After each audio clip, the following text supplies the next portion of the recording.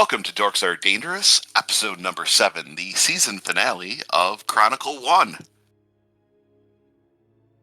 Yeah, and Johnny just left us in a printing press of a sort, medieval times. We gave the hand signal, and now they are addressing Nawada as the nightmare speaker. And we have very little information of what's actually going on behind the scenes, but we're here, we're ready. There's nothing like, falling gracefully onto hot coals, which is what you seem to be doing. Broken glass, depends on your point of view. Either way, it's going to suck for you at the end. Oh, joy! But who knew what you were expecting? And who knows what you're going to find out? Right? I Maybe do. You I know. know. I think I know. But Well, do you? Just kidding. Well, let's get this underway, and let's start the finale of Chronicle I. So the worker comes over and he says, Nightmare Speaker, we're thrilled that you can join us. It's going to happen again tomorrow night, and it's an honor that you're going to be here to oversee the coming of Gratus.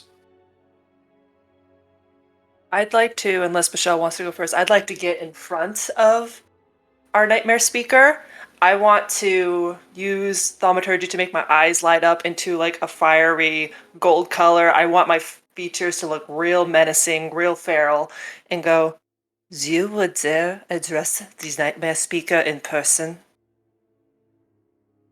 He stammers a bit, not expecting a power play of sorts from you.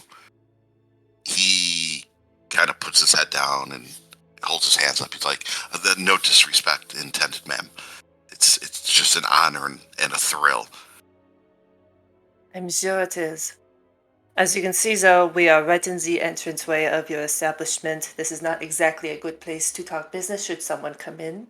Why don't you walk and talk and see if we can't get our nightmare speaker somewhere to sit for a moment? He nods. Of course. Get the nightmare speaker a place to sit. And he motions to the other workers who, they nod and they stop what they're doing. One finds a chair from a back room and sets it down. Another one goes and gets whatever drinks they have available. The one that you were talking to that came up to greet you, he shuts the door behind you guys and locks it. And he pulls whatever shades they have, blocking the windows from the outside. He flips the close sign and makes his way back over. Yamil is preparing everything for tomorrow night. That's why he's not here. If he knew you would be here today, I'm sure he would have made arrangements to arrive. That is forgivable. So why don't you walk me through what has been done? Or the Nightmaster, since he's here with us. The servant worker looks between the group of you, a bit unsure, but he nods to himself. The other night, about 3-4 nights ago at this point, we conducted the ritual as per your request. The portal to Gratus's realm opened, and one of his servants came through. And it was beautiful, it was glorious. Kind of a tear comes to his eye as he wipes it away with his finger. We will open up the portal for longer tomorrow night. All the preparations are being made. More servants of Gratus will come through. The Nightmare Lord will smile upon us as his favorite servants. Reed nods a bit, her features kind of softening after looking pleased that he's done such good work. Looks to the nightmare speaker for a moment, just to see if they want to say anything. Looks to Cora, see if they want to say anything.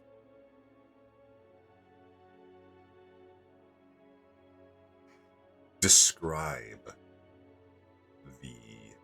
the grand entrance through the portal that you saw.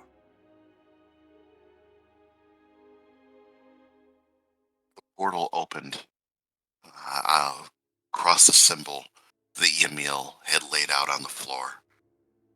And crawling out from Gratus's realm was one of his servants. It was glorious. He was robed. You couldn't make out features,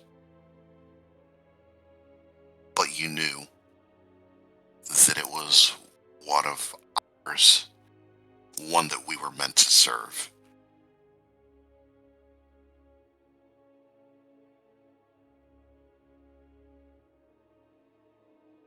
This is good news. Why don't... Where is the ritual being taken place? We are new to town. The Church Stella has been all over the roads. Where can we go for now so that the nightmare speaker may rest until preparations are complete? I wish to see the grounds. I want to make sure everything is secure. Emil has purchased you. As my words go away, that's 5:08. As my brain to shut down for a second. Hold on. I'm like, Hotel Holiday Inn residence. Okay. Words, we have them. words, we have them. We use them sometimes. Oh, I got so many chills. He 5-4. Emil has purchased you lodging for your arrival at the High Horse. We can take you there. All of your needs will be taken care of.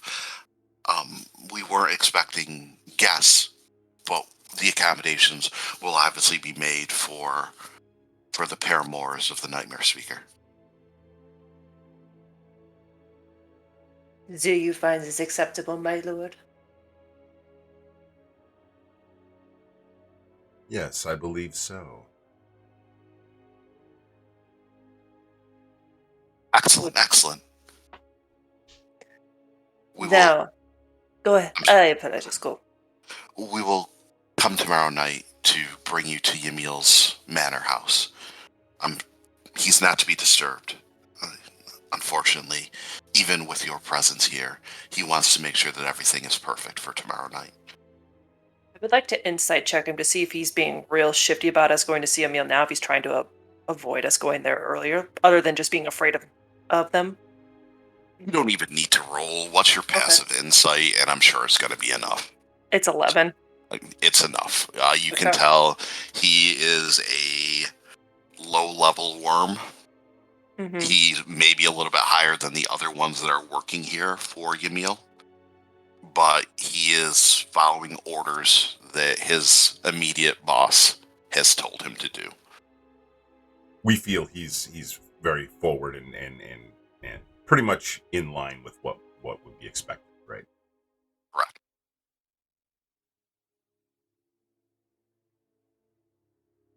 All right, this is fine. I suppose I can check the security of the grounds at a later time before everything is set. Why don't you show us to our lodgings now so we can get settled? Of course. He looks at the others. He's like, get back to work. We have work that needs to be done.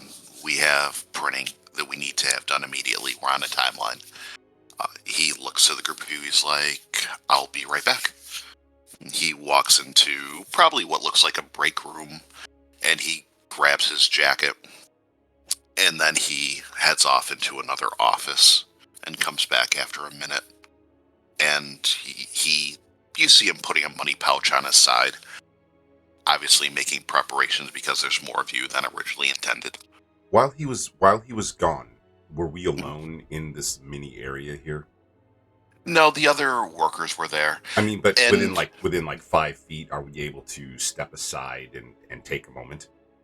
Oh, definitely, 100%. I just wanted to address Corin Creed. Yeah, you can definitely address them without anyone eavesdropping. Excellent. I would say that Creed's trying to stay focused, look at her, but she's listening.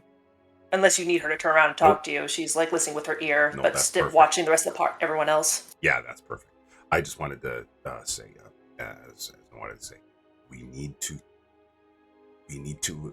gain as many details as we can, because at some point in time, they're going to, from what I can see, they're going to put me in front of people I don't know if I'm supposed to do the ritual. I don't know if I'm just saying, hey, welcome everyone. You understand what I'm saying? So as many details, you're doing great, as many details as we could get from either of you or myself would be fantastic at this point, because we're going to need them.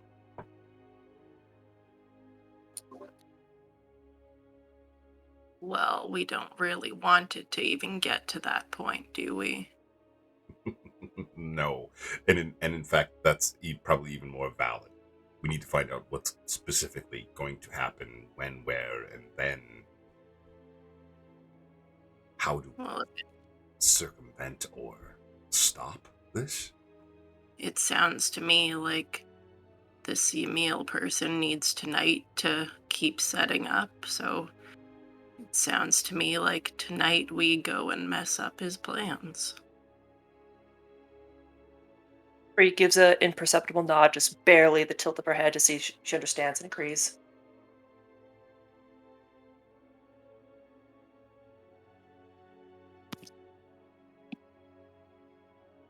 What's our guide's name? The guy we've been talking to? You haven't asked. What is your name? Zikmos, I forgot to ask. So he comes out of the office. He returns. You ask what his name is. He's like, my name is Markel. Markel, where is the Lord's estate?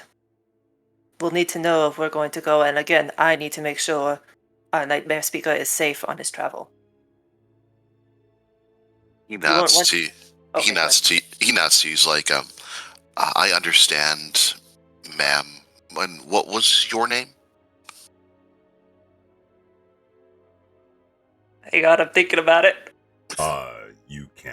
You can address them as Bodyguard 1 and Bodyguard 2. He raises his brow and nods in agreement. He's like, very well, number 1. Their names are very inconsequential and not needed to be known by you. He nods in agreement. Well, number 1, Yamil has taken care of the security precautions for the event. It'll occur tomorrow night. He said that we will bring you to his home at the time. Let me rephrase this. You will tell me what security measures have been brought for the route to tomorrow night's event, so I may ensure the Nightmare Speaker is not attempted at assassination once more. Once more. Been a long road with the Stella Church on our tails. He kind of Go ahead. Oh, he sneers as you mention the Church of Stella. We will make sure that all of the security precautions are heightened with this new information. To my knowledge, let's walk. And he opens up the door and leads you from the printing press and starts walking through town with you. He keeps his voice down so only you guys can hear it. He's like, Emil has garnered top security just to make sure that nothing gets out of hand, and that the Church of Stella or anyone else looking to interfere is stopped before they even get on the grounds of the manor. How many entry points are being guarded? All of them, to my knowledge. How many exactly? He kind of stammers a bit and thinks, 3? 3 entry points to his home. Reed will nod. And you say they have enough security. Is that 1 person at each entry? Is that 3 people at each entry? Do we have traps? Do we have magic detection? You're asking questions that I don't have an answer to. But Yamil has taken this extremely serious. He has secured the best that money can buy within Port Bastilorn to work security for tomorrow night's event. He has never let us down. There's no reason to question him. I understand that you're doing your job, number one, and obviously you're being paid very well by Mr. Lockwood. However, Yamil has done his due diligence to make sure that tomorrow night goes off without any hitches. Reed will look back to Nawada, kind of give a look like this is probably as far as I'm going to get on my own.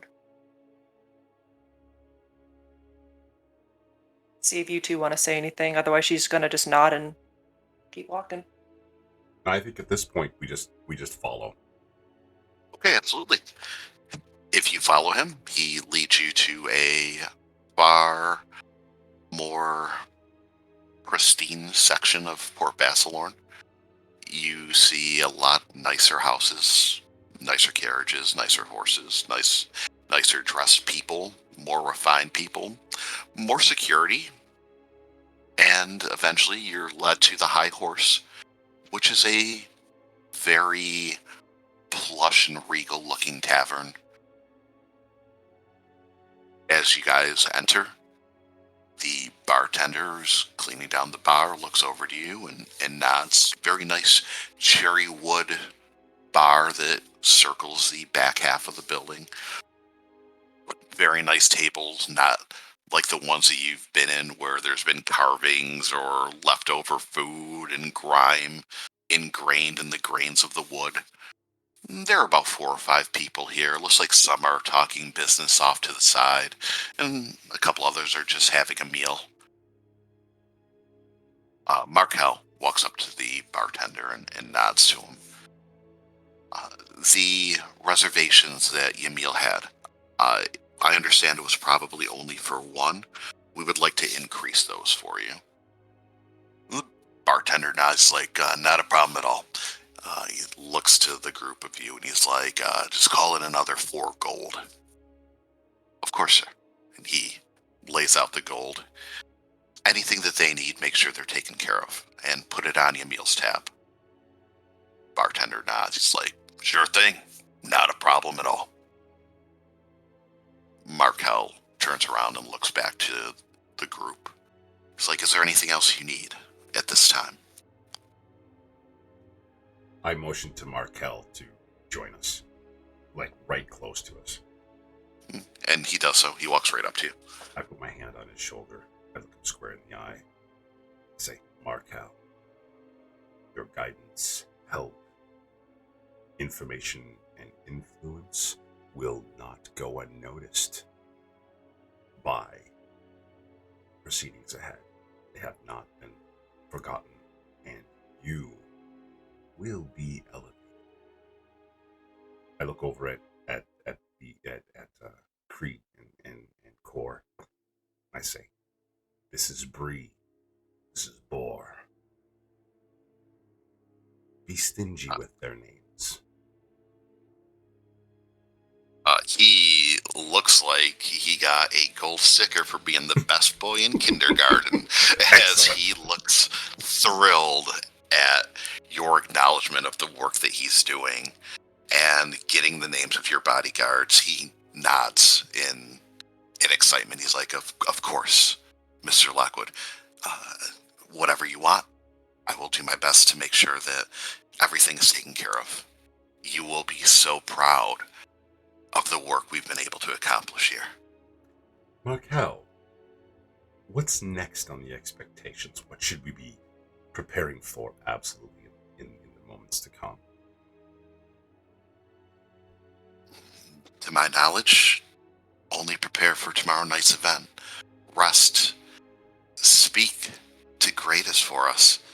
Let him know that we'll be opening up the portal again. Let him know to send through his finest champions. And we will bring an end to this world in his name. Very well. Very well. Thank you again. He bows his head. He's like, I need to get back to work. I need to make sure that the others are living up to Yamil's expectations. And he says, go off with you, Markel. And he gives him a wink, kind of shuttles him off as if he's directing him and letting Markel know that he's, kind of yummy inside. He smiles like he's the best boy, and quickly bows his head to the group of you, and he makes his way out. The bartender looks like he's probably in his late 30s. Nice trimmed beard. His hair's pulled back in a ponytail. Not dirty smocks or aprons. Again, much higher clientele here, and that's the image that they've portrayed. He looks to the group of you, he's like, have a seat. Whatever you want, it's on your meal, and I will be happy to take care of anything you need.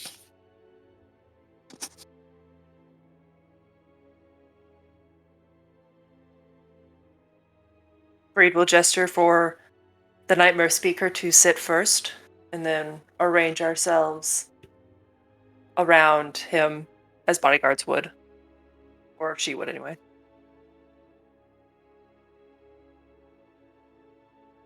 Not a problem at all.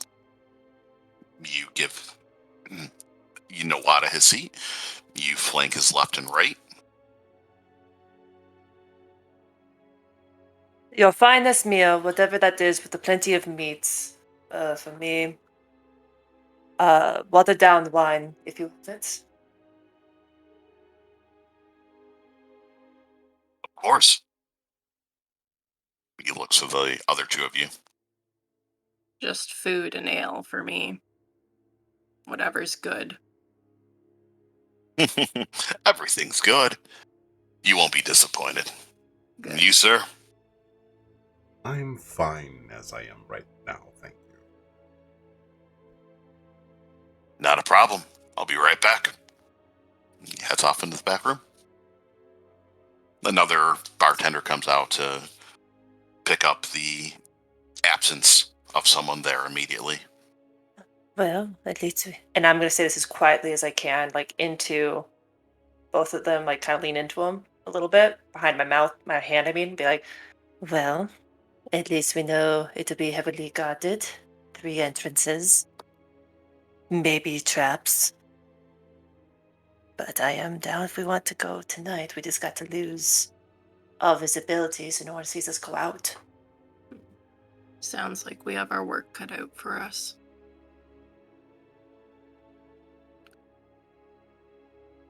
I'm not gonna lie. I think there is a lot of deceit around us. I perceive that we have a lot of individuals that could be spies, deceitful, up-and-coming wannabes, willing to take a chance at, well, let's just say at me. So, I'm going to limit my interactions with as many of these without the two of you as possible, so I'm sticking to the group. Oh, I'm not leaving your side. So. Greatly appreciated. Seconded. I also think it is best if they try to talk us into multiple rooms, we just take the one. With a window. Into a back alley, preferably. I do appreciate that you're already thinking of the escape plan. Well done, well done. I haven't had to think about it in a while. Good to have old habits back. The bartender makes his way back over to your table. And he's got a tray of food in one hand and drinks in the other. He lays them out in front of you, and he puts down a fantastic cut sirloin steak with gravy and potatoes, meat, kind of slopped down there, but in a classy way, if that makes sense. Mm-hmm. Same for you, Creed and Core. I'd like to check to see if the food at all looks tampered with, the drinks as well. If they smell funky, look a little weird. It smells better than anything that you've had in months. Can I check to see if it's been tampered with in a way? If there's a way to tell? It has not been tampered with. Okay, thank you. As your paranoia starts to seep in. Who says it just started? No, Fair. Absolutely fair.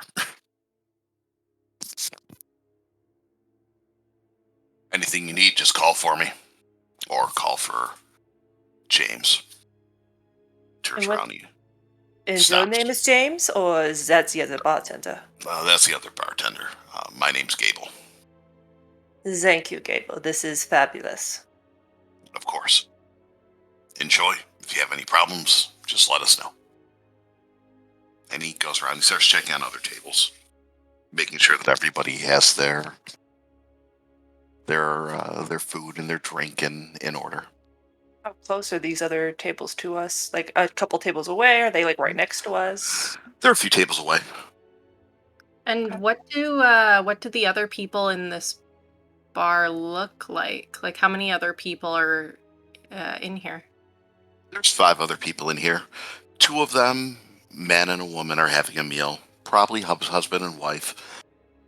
They look fairly well off. The others, 3 men at a table, they're talking. Looks like they're probably businessmen, merchants of some sort, talking over business. Okay.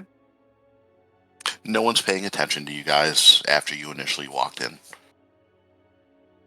No one seems to recognize Mr. Lockwood. Or what do you think? Should we even partake or eat a little bit to not draw suspicion? After what Nawada said, I might have lost my appetite a little bit. Well, they need him to do this ritual, don't they? So I don't think they're going to poison him before it happens. This is true. What about us, though? We're not needed. I'm not concerned. Cora's That's good. gonna start eating. That's good enough for me, and Creed just follows her immediately behind. It's pretty fantastic. Cooked to almost perfection. For the 3rd time in your lives, you might have seen a tear fall down Creed's face. Because yay, food. Creed's a low-key foodie. Oh, yeah. Gable, She's also check. going... Oh, go ahead. No, go ahead. Nope, as they're eating... not doing it, all you.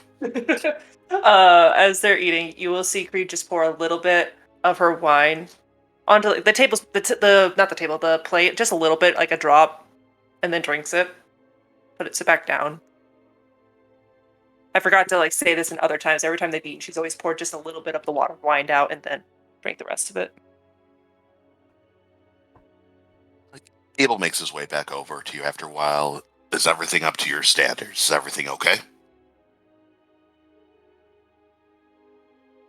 It is delicious, thank you. I have never had a better steak in my life. Compliments to the chef. He nods. And then he looks to you, Core. Yeah, it's good, like you said. He offers you a smile and nods his head. Excellent. I will pass on the excellent words of encouragement to our chef.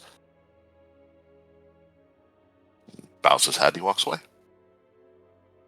Let's marry these chefs, I swear to God.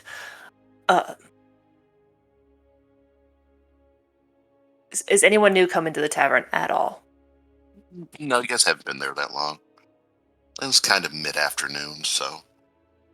There's no, Yuta in the bar, right? No one that looks like him? There is no Yuta in the bar. Just checking. That's a fair question. What time of day is it? It's mid-afternoon. You guys searched around after you were in contact with Edwin and Professor Omos. And then you ended up finding the location of the printing press, and then you came here. So about mid-afternoon, starting to get a little bit later. We still have no idea where the estate is, do we? No. Got it. I tried to get that and he wouldn't tell me. No, he wouldn't tell you. He said they would come for you tomorrow. I was going to see if we could talk to the bartender. He may. I'm guessing he won't know anything. He might know where the estate is, at least. Well, how many estates are even in this area? It can't be too hard to figure out, can it? We could just take the forward approach and just ask, where is the estate? See if he says he could reply with, what estate? We could reply with, well, the obvious one, and things of that nature, trying to get out of it. If he says he doesn't know, he doesn't know. But the point being, are we trying to go there? Are we leaving this area? What's our thoughts?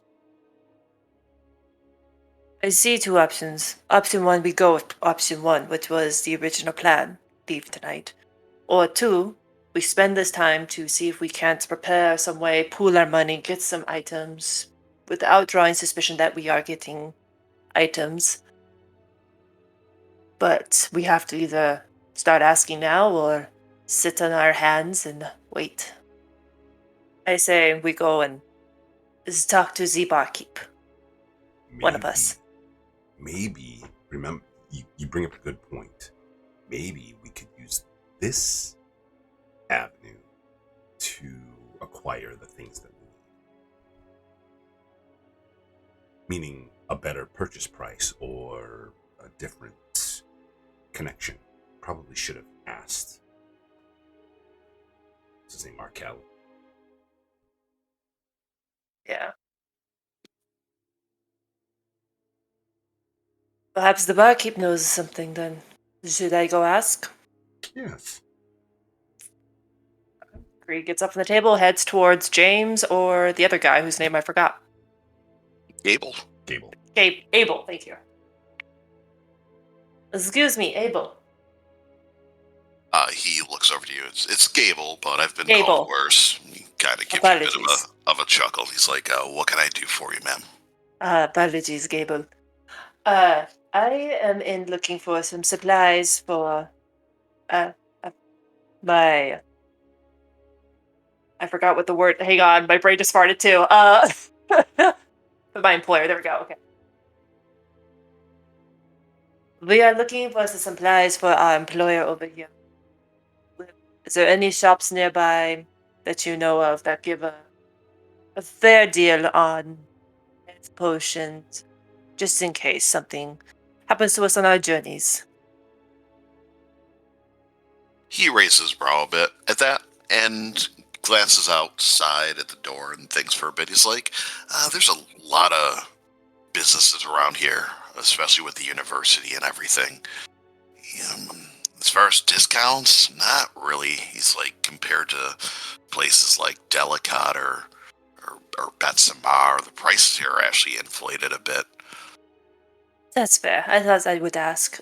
One more question, if you do not mind. Of course, he's like, but what are you looking for? Just health potions? Health potions, things that could help in case we are attacked by, I don't know, bandits or anything like that on the road. He's like, smoke bombs. He raises his brow at that one and kind of shrugs like, well, I don't have any of those floating around, but I think that we may have a couple of health potions here. If you want to pay for them, or if you want to put them on your meals tab, as long as they get paid for.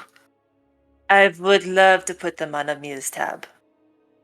Yeah, that's what he said to do, to take care of you guys, whatever you needed. So he's like, hold on. He's like, James, he's like, I'll be right back. He motions for you just to have a seat, and Gable heads off into the back room. Couple minutes. Oh, go ahead. I was gonna say, if he wasn't back in a couple minutes, I was gonna start perception checking all the doors and windows. So never mind. Look at that paranoia setting in, or continuing to set in. He goes back after a few minutes. He has a small leather baggie that there are 2 vials in, and he puts them down. He's like, yeah, we'll put it on the tab. He's like, it's going to be 70 gold each, so 140 we'll bill to you, meal. Thank you. Very much appreciated. Takes the baggie. Is he at the table with us, or am I still at the bar? You're still at the bar. Okay. One more question, if you do not mind. Where is the estate? What estate? Ymil's estate. I have no idea. I just know he owns the printing press downtown. I see. Well, thank you so much. I appreciate the time. He nods. He's like, of course. Again, anything you need, just come see me. Go back to the table, is gonna sit down and immediately whisper, "What if we pay Prudence a visit?" Firstly, I'm not gonna lie. I'm all a Twitter inside right now with the fact that we just charged Emil the money for the healing potions, and then at the same You're time, so I'm like, welcome.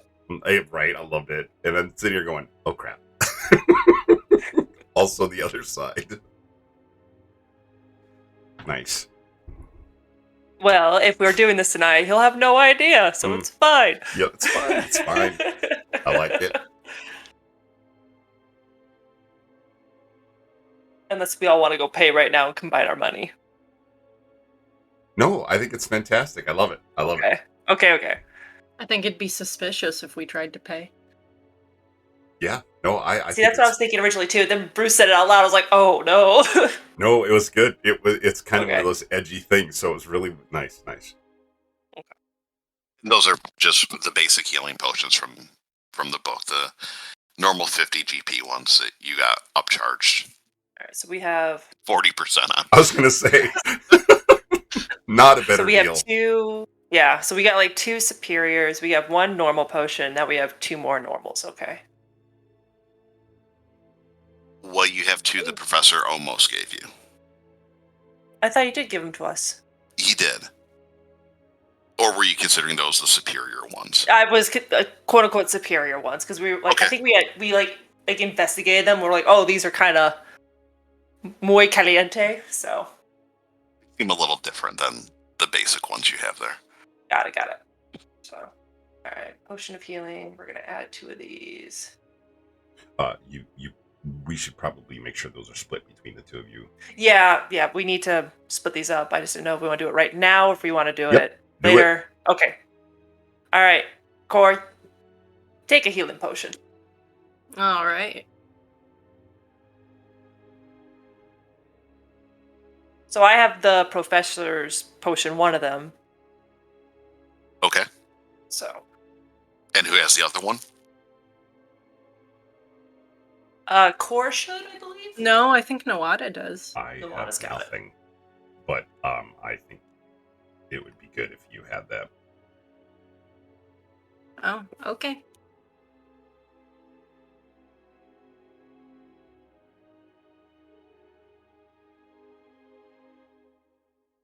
So Creed has Professor's number 1 potion and a regular healing potion.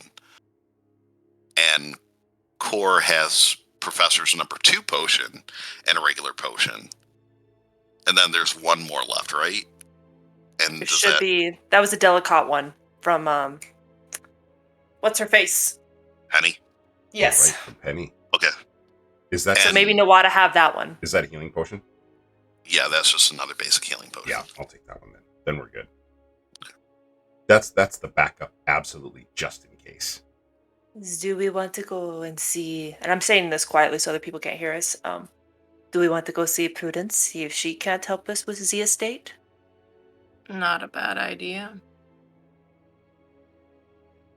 Think we should be careful about how many people we ask, just in case we're supposed to know that information. Might seem suspicious. Agreed. If nothing else, what we can do is ask who owns the printing press, and then see if she happens to look up where the owner's address is.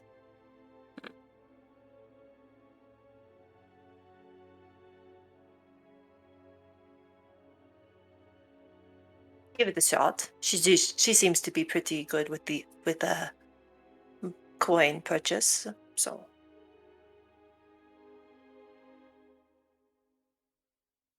Now, the question is, do we walk out the door let people know that we're going somewhere, or do we turn in for the night and then sneak out?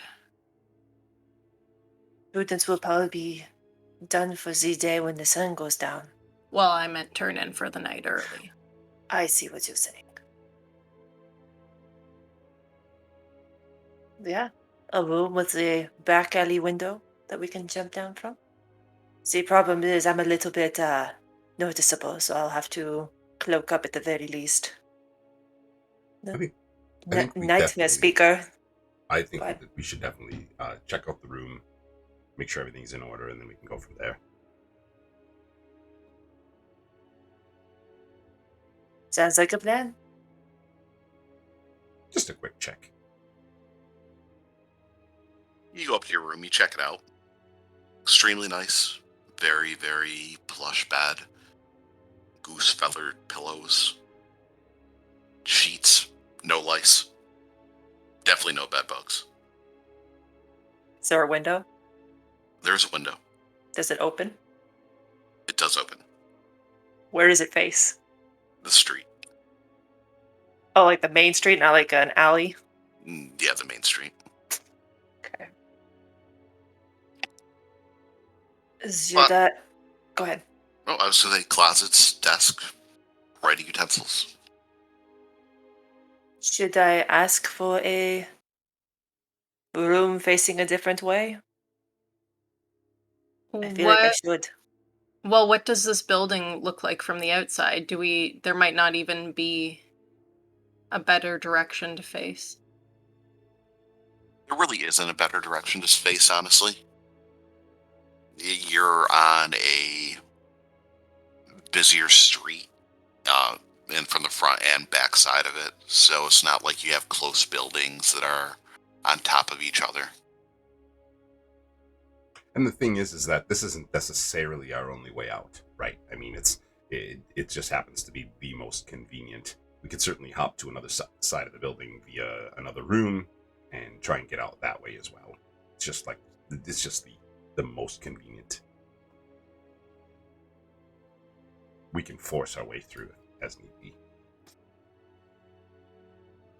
Can I just check to see if there's like any weird markings or holes or just nefarious things going on with the room? Like just things that might look off. Do a quick investigational sweep. Sure, give me an investigation roll.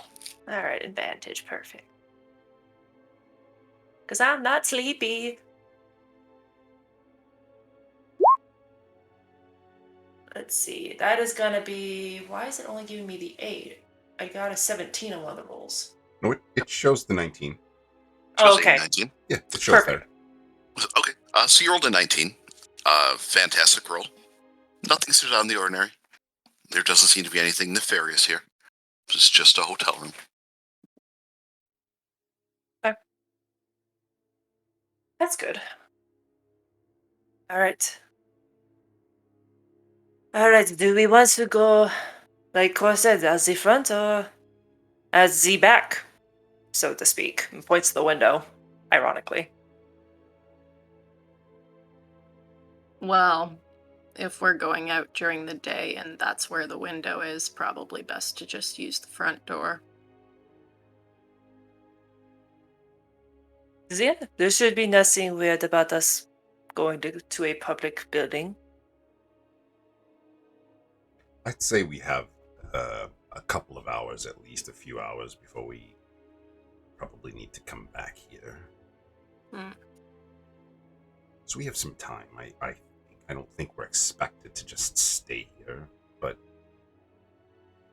we certainly could.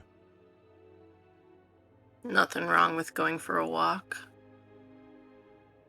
Even the Nightmare Speaker needs to stretch his legs.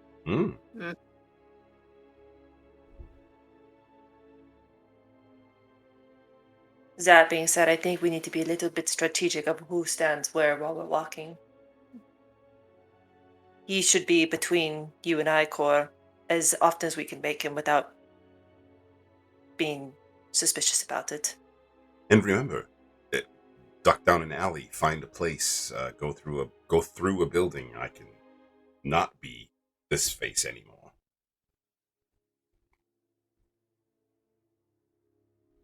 Is this true? Of course, we'll still look like us. Yeah, we're a little hard to disguise. Two giant women of various forms of intimidation. That's by Snoo Snoo. When you think about it, we are a motley crew. It's just fun to picture anyway. I'm straight up loving the visual on that. Yes, I'm like, the first thing that popped in my head, just put up your cloak. Or put up your hood. Sure, yeah. Tail swishes out. Yeah, right. Alright, cool. Let us go through. Unless someone's gonna says another idea, let's go through the front door and go say hi to Prudence. Love it. Maybe guys- make Nawada change his face because Prudence doesn't know him by that face. At least I don't think so. You guys make your leave from the place. No one questions you. No one thinks twice about it. You head through town, getting back to that civic district. You do make it to the office, and you do see there is a close sign in the window, as it is past Quentin time, and she ain't gonna do any overtime. Reed curses loudly.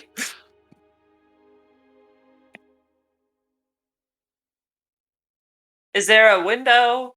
Is there like a back alley to this building? There's a back alley to it. I'd like to just take a quick look around, make sure no one's looking. I just want to casually start walking back there. You walk into the back alley. No one really pays much attention to you guys. Oh, is there a door? A couple windows back here that aren't like barred? There are no windows back there. There is a door though. If you try it, it is locked. Looks back at Nawada and Core with her eyebrow cocked, like, should we?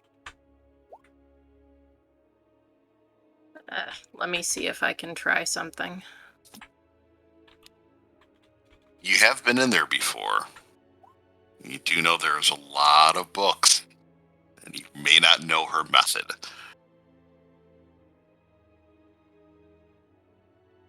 What were you going to try, Core? I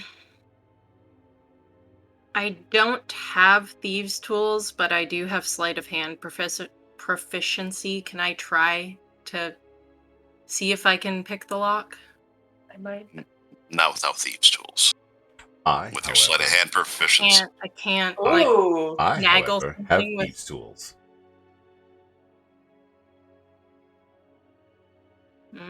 You say you do have sleight of hand? I do have sleight of hand. I extend my hand with thieves' tools in hand.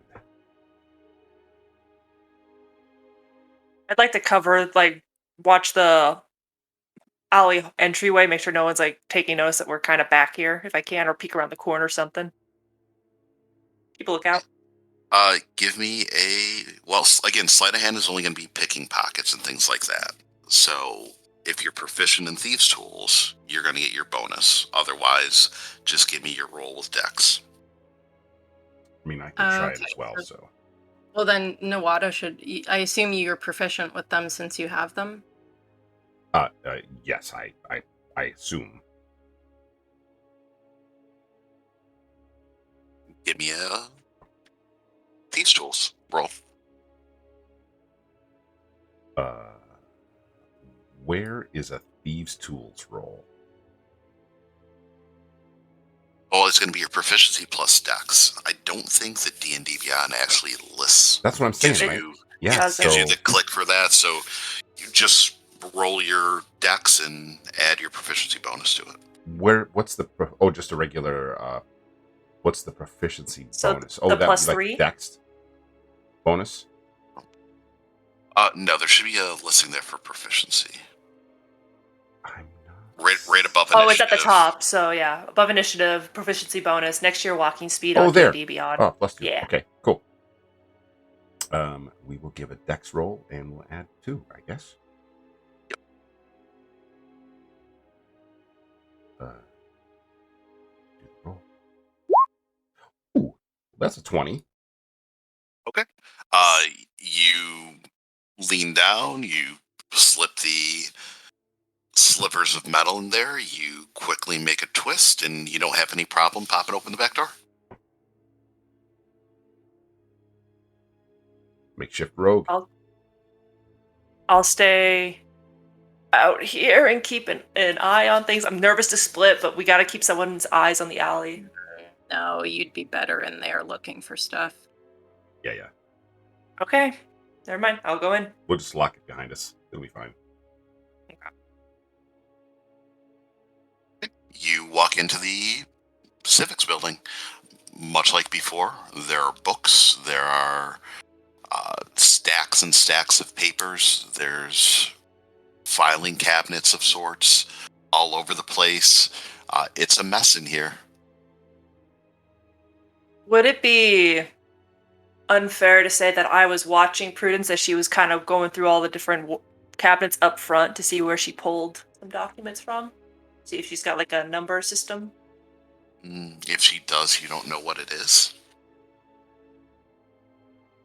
Prudence is it was a halfling, right? Correct.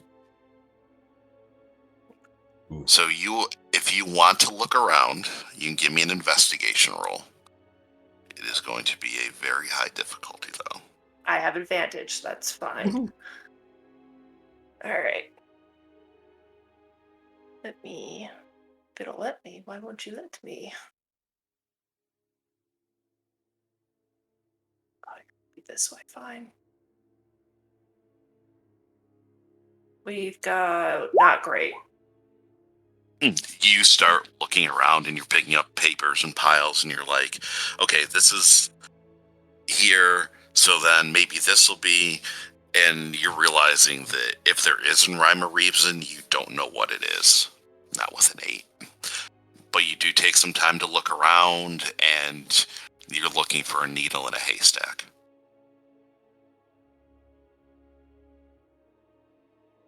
I just think Johnny doesn't want us to find the details. No, I was kidding. Well, I'm kidding. you rolled an 8. You don't find anything with an 8. We don't need to talk about that. Yeah. Oh, God. I got nothing. Did either of you find something?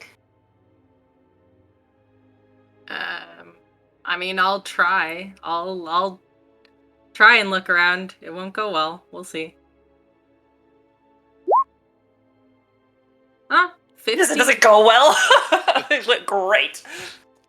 15, you're looking around and you're really not finding anything. You do find businesses, different businesses, and their not their residence, but their location within the city. So you do see that there are 3 printing presses and things like that, but there is no personal information on these besides the name of the owner, which is Yamil Astorius, which you already knew from 1, the name of the place, and 2, the name that Markel kept referring to. Yeah, I've got nothing either. Nawada, did you find anything?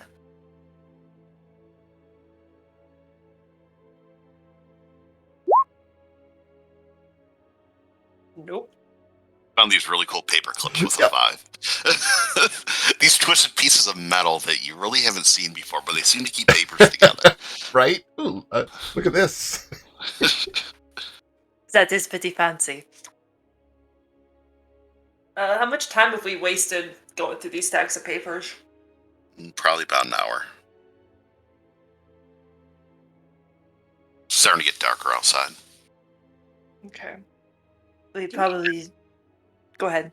Do we just go for a walk and try and find a manor? We should have asked the well-off families in that tavern.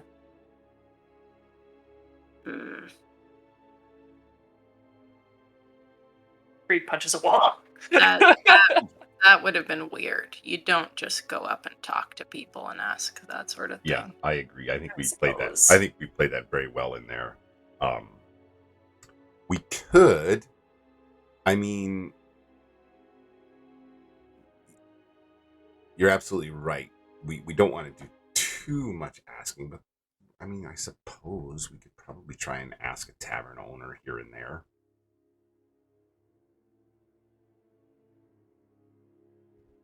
What about Well, a friend? Go ahead.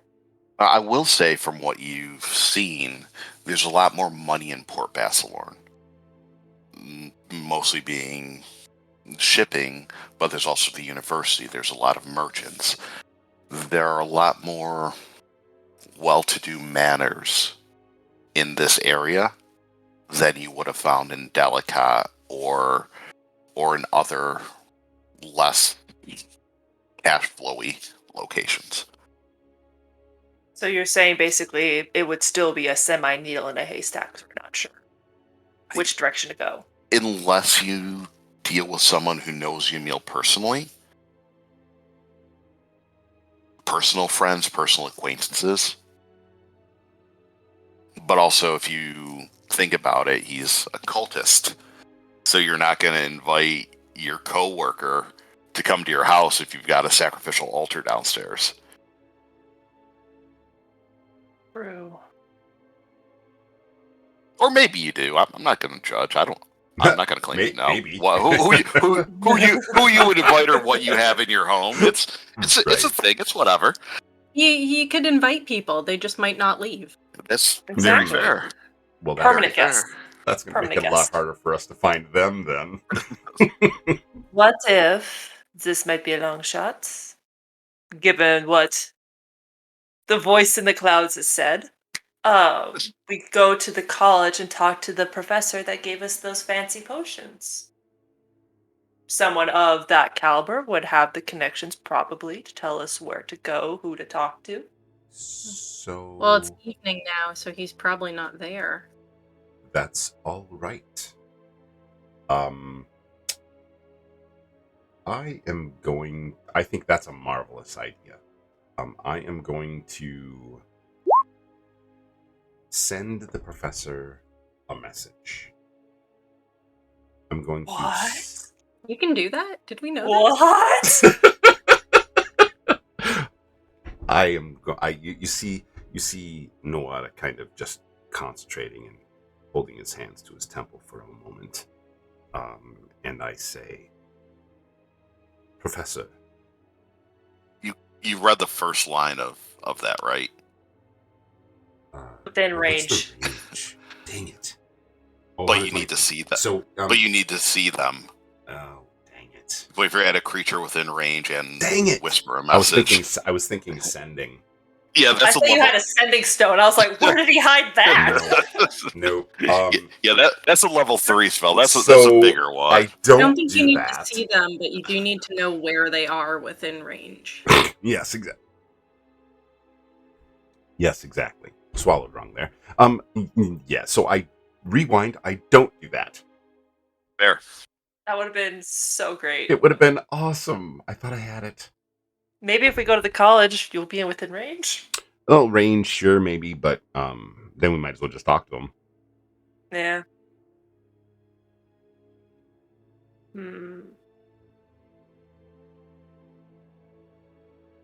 We only know I was trying to see if maybe we could find Edwin. Maybe he knows who the professor is. Like, just go up the chain of command. But where's this not? Who else did we know?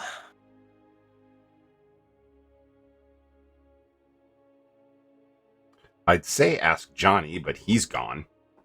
Right? We don't have enough time for Creed to send an angry letter to him either. At this point, the only thing I can think of is finding somebody to pay. So, hey, information money. And honestly, I could simply switch faces, go a block at a time, go into a tavern, ask, go into a tavern, ask, see if we can do that type of thing, and I quite literally, I'll take from inn to inn, take the last person that I see type of thing as I leave and take their face and just so it looks like this person is traveling around or these people are traveling around. I was going to say we just go tell someone from the Stella Church something is happening at the estate, or send an anonymous tip.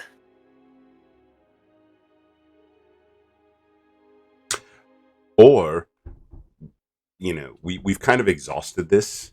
Maybe we go back, prepare, and just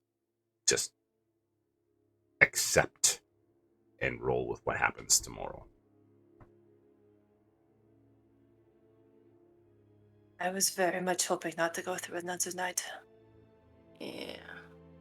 Well, I'm interested in that whole telling the Church of Stella. Maybe we could, I don't know, get reinforcements if we go through something tomorrow night. That's not a bad idea. That's a great idea. Since we don't know where the Church of Stella is and it's late, why don't we go to the Twilight Inn? Maybe they can find someone from the Stella Church. Good idea. We do have a resource. Absolutely. Okay. Unless someone disagrees, let's go to the Twilight Inn. You guys head to Twilight's Tavern. Much like the last time you were there, which was last night. It's pretty hoppin' place. You have bards and minstrels playing. You have a lot of college students that are there studying, socializing. It's the equivalent of a Friday night at this point, so there's more people there. You see some more people worshiping in the tavern or in the small temple than you did before. Do we see the barmaids from last night? Yeah. Carolina, Carolina? which is the full name instead of just Carol like I gave last time. She is behind the bar, waiting on people. She waves to you as you come in because you spent a bunch of money yesterday and you bought the holy symbol. So you're a little bit, and you're a tiefling, so you're kind of memorable. That's good. I wave her down real quick. Come to mind the bar. Yeah, she makes her way over to you. She's like, "Hello, dear. Back again? Do you need another room?" I need to talk to you and the owner. Possibly it's your town. Your people could be in danger. She raises her brow and looks around. She's like, "What do you mean?" We need to talk somewhere quiet. She looks around and nods and motions for you to follow her, and she walks into the kitchen. Not Follow super that? quiet, but a bit more private. That's good. I assume Corin, the water right behind me. Okay. We think the Church of Gratus is going to attack the town tomorrow night. We need to get as much help as we can. We know which estate it's going to be at. We don't know which estate, where the estate is, but we need Church of Stella. We need guards. We want to know if someone from the Twilight Church can help. This is not going to be good. Where did you get this information from? How did you find out? Who's responsible? It's complicated. We only have a few we have names. We don't know the location. Some of the printing presses are in on it. I use my messaging and point at Creed and say, it is better for their safety not to know. Can I just insight check? I rolled a 15. The Carolina. Do I get the sense that this is something she already knew about, that she was in on, or anything like that? No, it doesn't seem that she knew. Okay. It seems that she knew something was going on, but this is like a giant revelation of your entire town is now in trouble. Yeah. As opposed to, well, there were some people that ended up being killed and they're saying it's an animal attack, but that doesn't seem right. This is reaffirmation that something's going on. Okay. I just wanted to make sure that it wasn't like... Good call. She's secretly on it. She's going to turn us in now. That is a big conspiracy theory. Yeah. Fair. It is not. At least not with her. Cool. Great. She nods you. She's like, I have a friend who is a member of the Church of Stella not too far from here. Okay. I'll get him a message right away. Okay. Do we have the paper from the flyer that was all mistyped still? Who's got that? One of you three. I will say I have it. Okay. I'm going to put that in her hand and say, it happens tomorrow night. We want to try to stop it tonight before they finish preparations, but we might not get everybody, but we need support on this. And I look real quick, out of character. Did we agree that we're going to try and stop this before it all happens, or do we want to try and catch them just before it happens? Like, get everyone there, big old fight. It sounds like we might be pushing for tomorrow at this point to get everyone prepared. We've been kind of bopping in between these two things, so. Yeah, right. Well, like I said, at this point, are we trying to get backup, or are we trying to... We're going to want backup, I think, and maybe we want to plan this out to where we stop it just before the ritual happens, or like, you know, like try to like, get everyone in that room that's important to the Church of Gratus and swarm, basically, like, stop them. Catch everyone in the moment.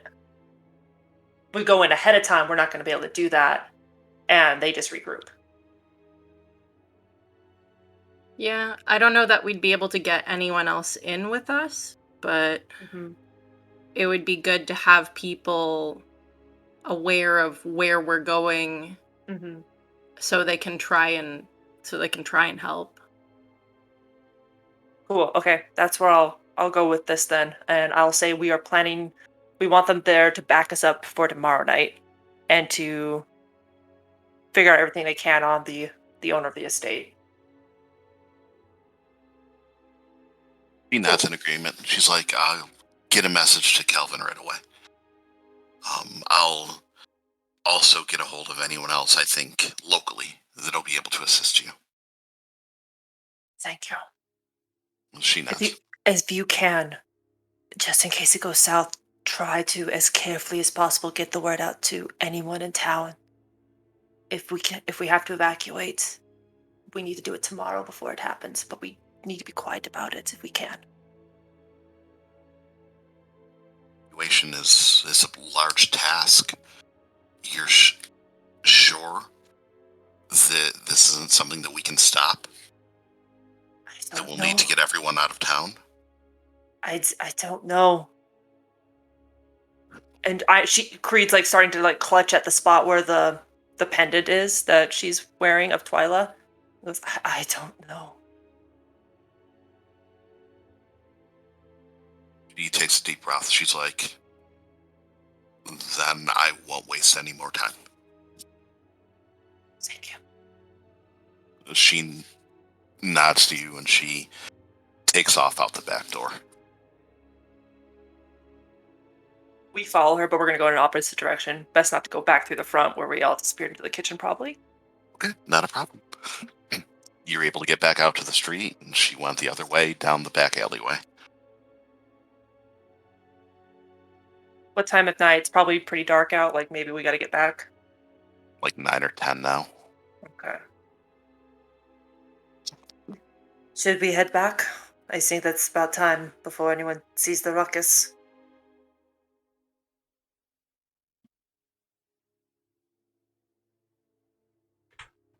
I definitely think that it's probably time to get back. Like I said, we had probably a few hours. It's getting late. Pretty certain we're expected to be there. Yeah, sounds like a good plan to me. We start walking back. You guys get back. There's some more people at the High Horse this time. But again, no one really pays attention to you. And if you head up to your rooms, you guys are left alone. It's just one room, right?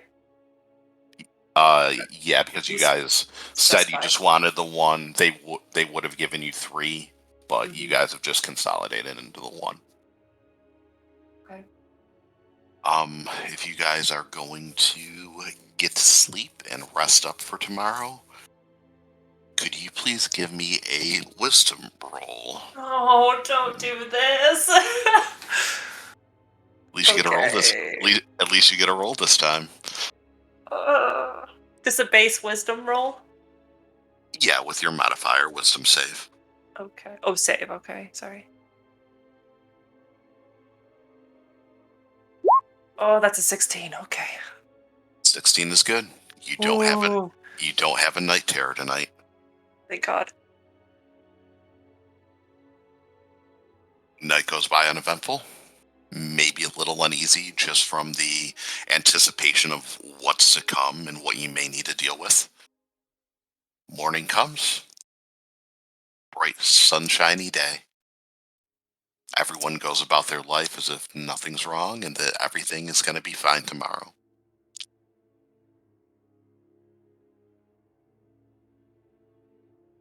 Are you guys doing anything during the day, or are you going to wait until nighttime and get escorted? I kind of want to go back to the Twilight Inn and see if what's her face is still alive, but I don't know if we're gonna find that out. Yeah, at this point, I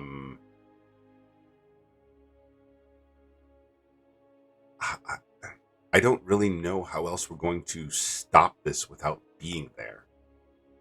Even what's his name? Emil, the guy that's doing the ritual. Emil. I mean, we haven't even seen him. Or Yamil, excuse me.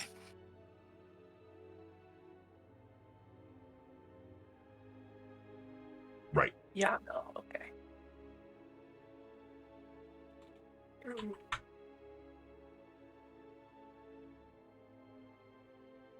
Well, we're not expected to just stay here all the day. I think we need to go check on Carolina, ensure that she's at least alive. Checked in for her shift, something. She had no way to contact us. We were never told when they would come get us today. Night. Well, yeah. So I suppose as long as we're back before dark, no one should have a problem with it. Is there a way to send mail from the inn, or do you gotta go somewhere? You figure that they could get a courier to run a message wherever you wanted. You can charge it to Yamil. No, I want this one to be out of my pocket. Yeah, if you go downstairs, they will get a delivery boy to deliver a message to somebody. Okay. I want to go to the Crack Inn. Okay. I want to, basically in an old code. It's infernal, but it's in a coded message that a certain NPC and I, Johnny, spoke when we were kids. Basically, giving the rundown of the situation, and that if Creed doesn't make it back, to let her family know. You write out your encrypted message, and the bartender will get a delivery person to take that to Delicate and get it delivered to the Crack Inn. It'll be a few days. Yeah. But it'll be delivered for you. That's good. And then go and rejoin the group. Anyone else have any final affairs they want to get in order before their potential untimely death? Time out? Okay, time real quick. So, Johnny, are we at this point, do you feel that we're ready to go into the ritual, or do you feel that there are other things we should looking for a little bit of guidance direction on this at this point? Because I think we've exhausted everything we can with the exception of securing backup from the other church. I think that we can move on to that if you guys just want to do any preparations or any roleplay like what Cree just did, like accepting her mortality that she may not make it out of this. I figured that's what we were doing. I'm like, it feels like we're rolling into the end of this here. Yeah, so if you guys wanted to do something like that, if that's what your character is viewing, what they would want to do, and then we can move on to the final scene. So I don't know if Core and Nawada have final preparations they want to do before this. Oh, I don't know.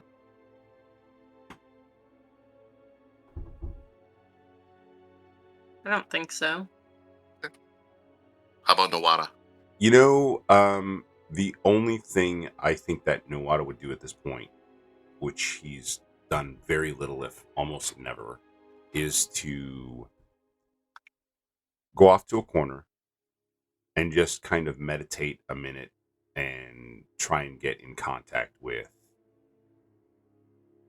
his patron. Okay, so then let's do that. Let's slip that in the character. So, Can I grab a drink quickly? Yeah, we can take a couple minutes. Yeah, You guys want to do 5 or what? Yeah. Well, I was going to say, if you're going to get a drink, that's fine, because this is going to be a Noada scene. Okay. And then you should be back by the time it's done, so. So 5, 4. So, in the same light of what Creed is doing, I'm going to just kind of sit off in a corner, maybe over by, if there's a fireplace, or set up a candle or something, just kind of to set my focus and see if it's not necessarily that I'm trying to get in contact with my patron, but yet I am. So it's more of a, if there's any type of intuition or guidance or message that I can glean from a moment of meditation and whatnot. We have plenty of time here, so I'll probably I'd easily take an hour to settle myself and see what happens, because I don't know that I've ever tried this before. Well, you haven't. Well, if you did, it might have been a long time ago. Mm-hmm. So you settle down in front of the fireplace, which isn't lit. It's just left over from last night. You see there's some ashes and everything in there, but you sit in front of it and you meditate and you try to focus on what's going on and try to glean some insight from the events that you've really been in a whirlwind since you left your home. You think and you reflect. You're just kind of staring at the ashes. And from the fireplace, you see maybe a wisp of wind comes in and blows the ashes about a little bit, fluttering almost. Did I do all that muted? No, but Bruce is muted. Oh. Fair. 120. So I was frantically typing a message to you, if that makes sense.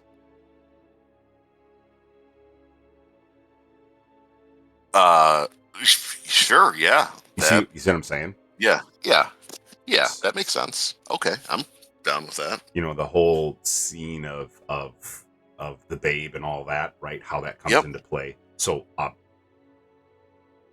later in life type of concept as to what happened, if you remember the whole premise of that. Mm-hmm.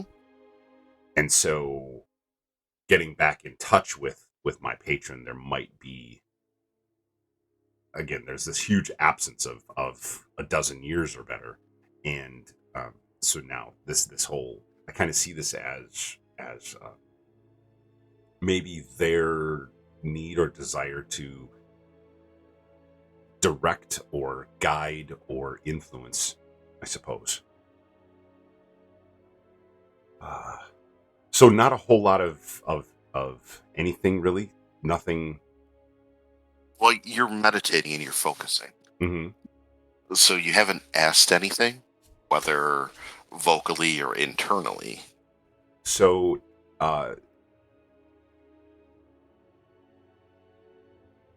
asking specifically of number one,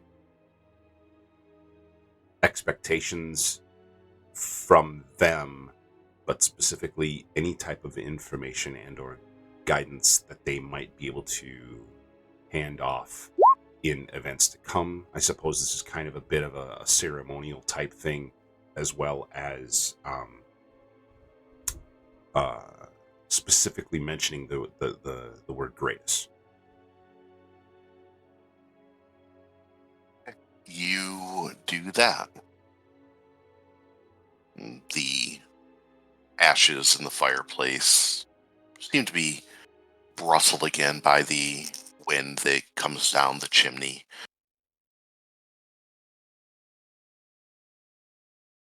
This time, as you're focusing, you see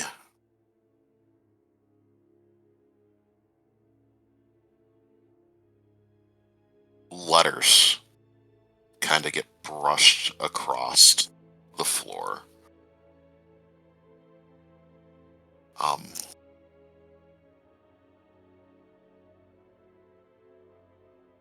You see an M, an I, an S, and that stays for a while.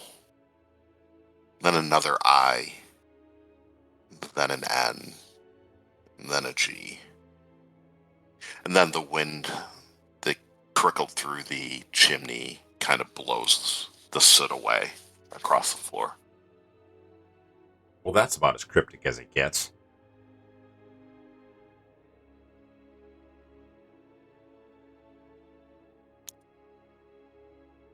Pretty cryptic. Yeah.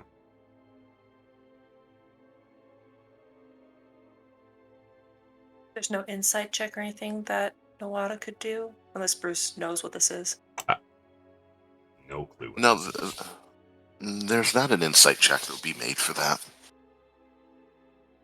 You can make assumptions.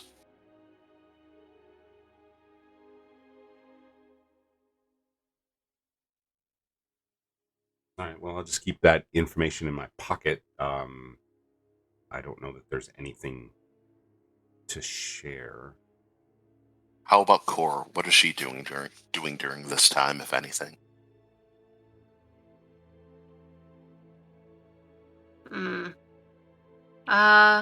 I think Core would be just kind of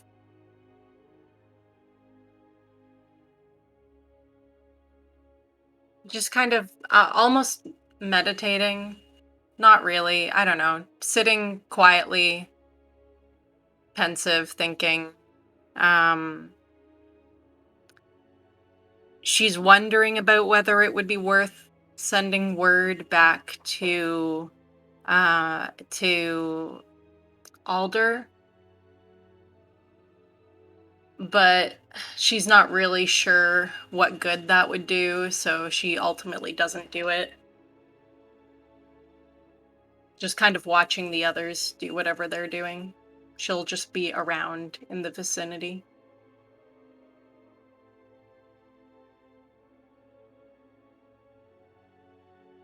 As the day goes on into the afternoon and the afternoon into the night, you see Markel makes his way into the building. He looks around and sees you, makes his way over and nods his head. He's like, "We're ready. Do you have everything you need?"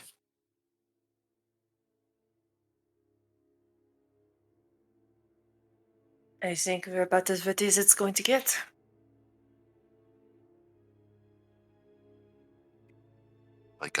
Then let's let the celebration begin. Smiles and makes his way out. And there's a coach waiting outside Now- for the group of you. Is this Yamil? No, this is Markel. Oh, this is Markel. Markel again. Without asking, Creed's gonna hop into the next to the driver's seat of the carriage. So the driver looks over. Older man, wearing a nice suit. He's like, hello. Evening. Sits down. Very much. You- You're not going to question my presence here. Sort of. It's a good view. It's a good view up here. Yes, the city lights are quite pretty up here. It's a nice night. Cool breeze. He nods in agreement. What is your name, my friend? Driver number 1. Nice to meet you. I am bodyguard number 1.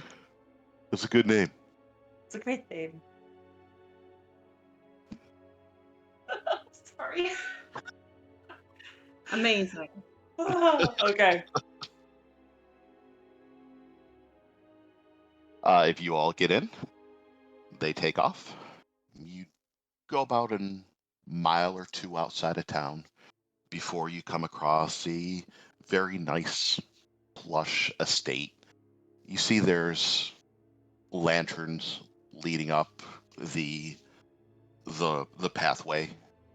Manor house, plush green front lawn, no fence around the place, ironically enough. But you do see some horses and some other wagons that are waiting in front of the place. You see there are a couple guards, pretty burly, muscular, meathead-looking types that are on patrol, it appears. Markel looks at the group of you, minus Creed, who is outside. This is it. We're here. This is Yamel's manor.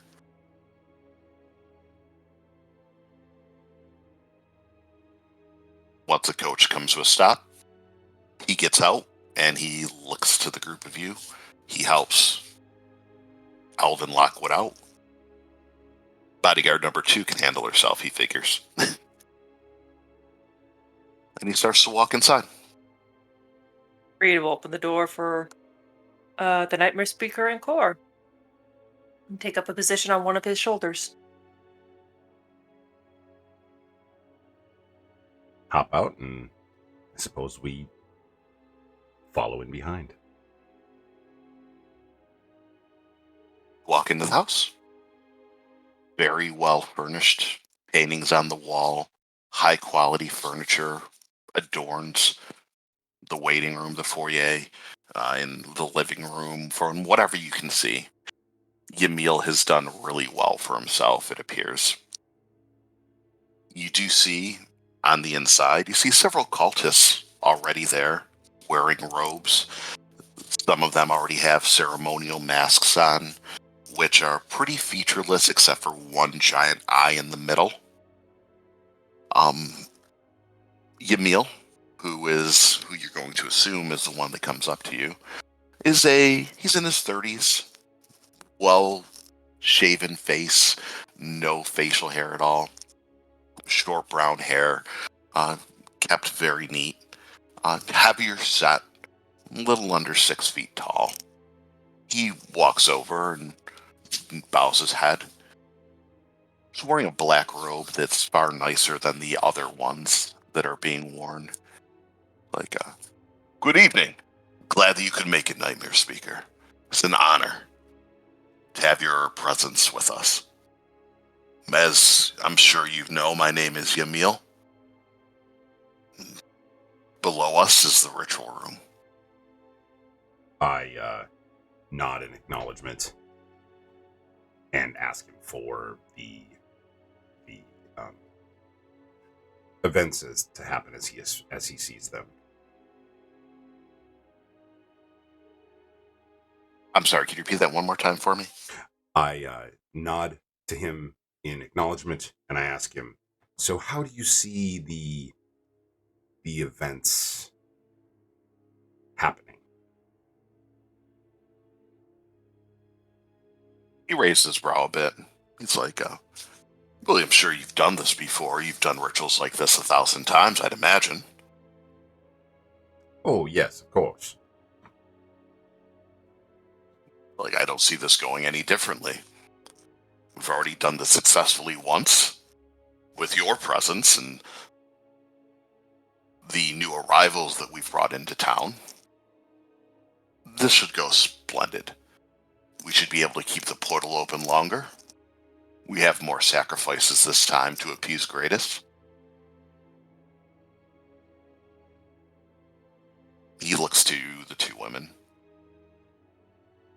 Are they only hired muscle, or are they believers like us? Oh, they are the deepest of believers, of course. But directly, they're here just to make sure things go as planned. Reed has got her eyes down. She's not looking him in the eye. Just from when you're speaking to someone higher up, you usually don't look them in the eye unless told. but she's very much like ramrod straight presented, soldier-esque looking. How about Core?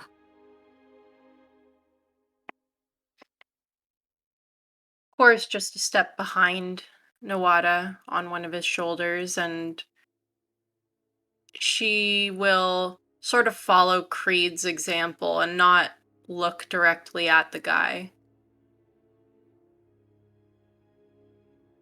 But she is sort of looking around, just with her head tilted down. Sounds good. As you're looking around, you do see that the cultists that didn't have their masks on are now starting to mask up. And Yamil looks to the group of you. He's like, "Are you ready?"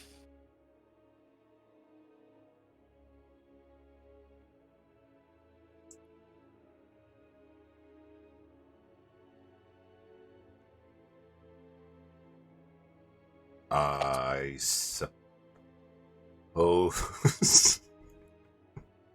this is the exact thing that I was afraid was going to happen. Out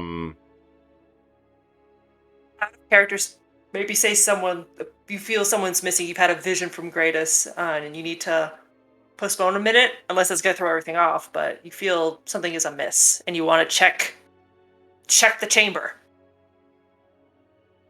Oh yes, actually, that was something. So I address him and say, "Is it possible to inspect the ritual room? Can we get a look at it and make sure everything is in order?"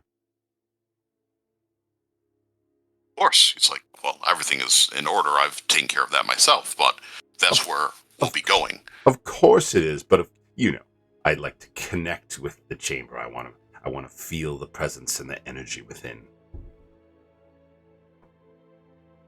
Of course, Nightmare Speaker. Follow me. He leads you through the house into a internal closet that would look like from the outside, but he opens the door and there's a stairwell leading down. And as you lean down, if you will join us on roll 20 with your tokens, you come to the chamber. You see in the middle of the room, there is a large circle with candles around it that has the 5-pointed star with the eye in the middle. You see there are several other cultists down here already, as well as 3 women that seem to be chained up. They look pretty dirty, like they may have been kidnapped a while ago, at least a few days ago, and now have been brought here for the sacrifice. There are already 5 of the cultists at the different points of the symbol of Gratus, as well as 3 others that seem to have the prisoners. Do we recognize subdued. the prisoners? No, they just look like normal people from town. Okay.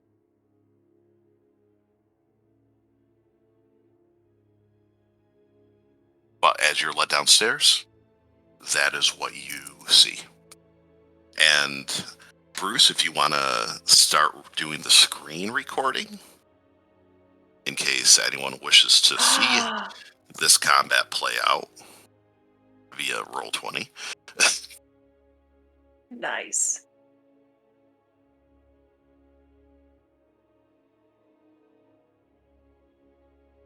Oh yes, we're definitely live. We're good to go. We gotta put our characters in. Yes, please. Yeah, no, that's perfect. Cool. Nice. There we go. Boom, nailed it. He leads you downstairs, and again, that's the scene that you see. There are other candles, there's statues to Gratus. There is a table in the far corner that he starts to walk towards. He's like, If you wish to join me, Nightmare Speaker, it'd be an honor if you were to read from the book with me. I walk with him.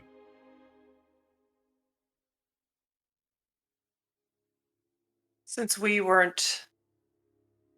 probably not allowed in this situation to go with them,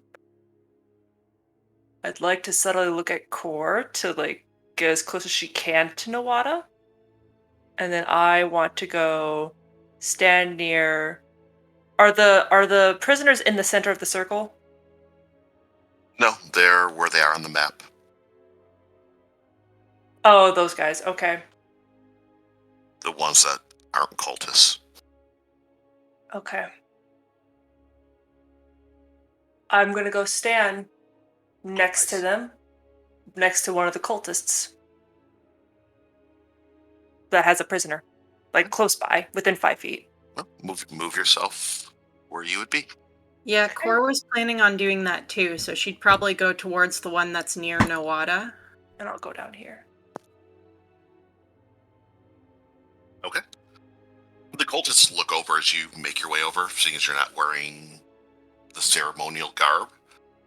But if Emil hasn't questioned it, then they're not going to question it. I will say for flavor, Creed's definitely got a look of, I dare you to question it. See where it gets you. The cultist that you walked up next to looks over to you, you give him that look, and he looks away. I thought. No intimidation roll needed. Emil looks to you, he's like, everything is prepared. How are you feeling? What are you thinking about all of this?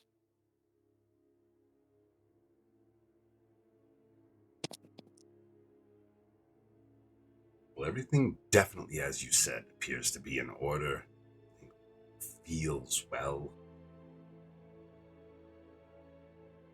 I see, as you said, we have more sacrifices.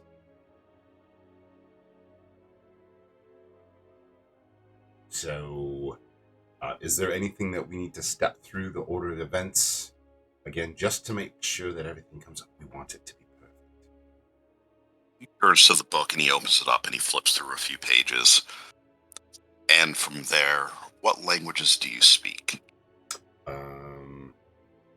Common, Draconic, and Infernal. You look at the book, and even though the letters seem to be in an Infernal, you don't recognize any of the words.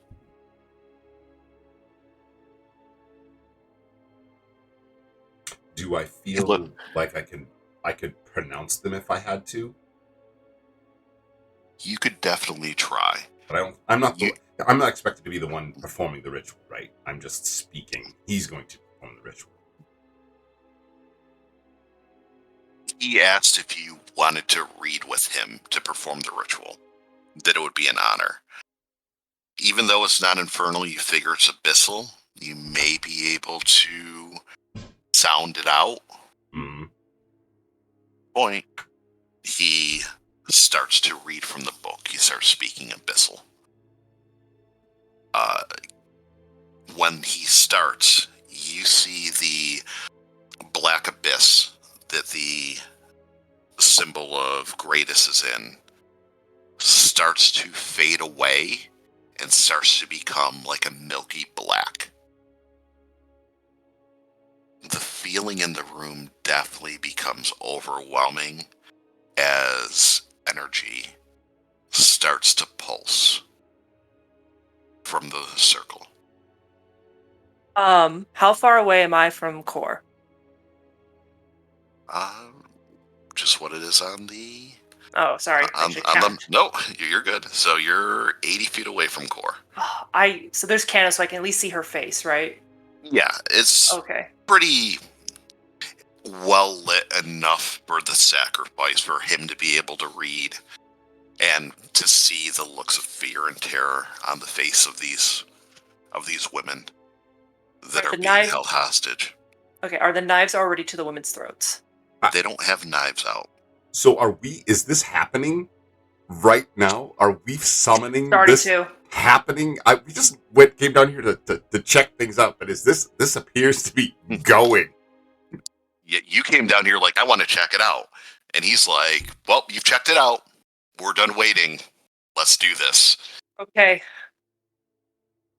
I would like to try and get Cora's attention in a way that says we should stab these cultists right now and I should thaumaturgy the candles out. Oh yeah. I was just gonna ask what the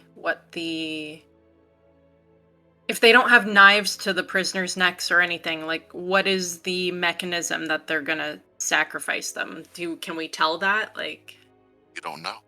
okay. I turn to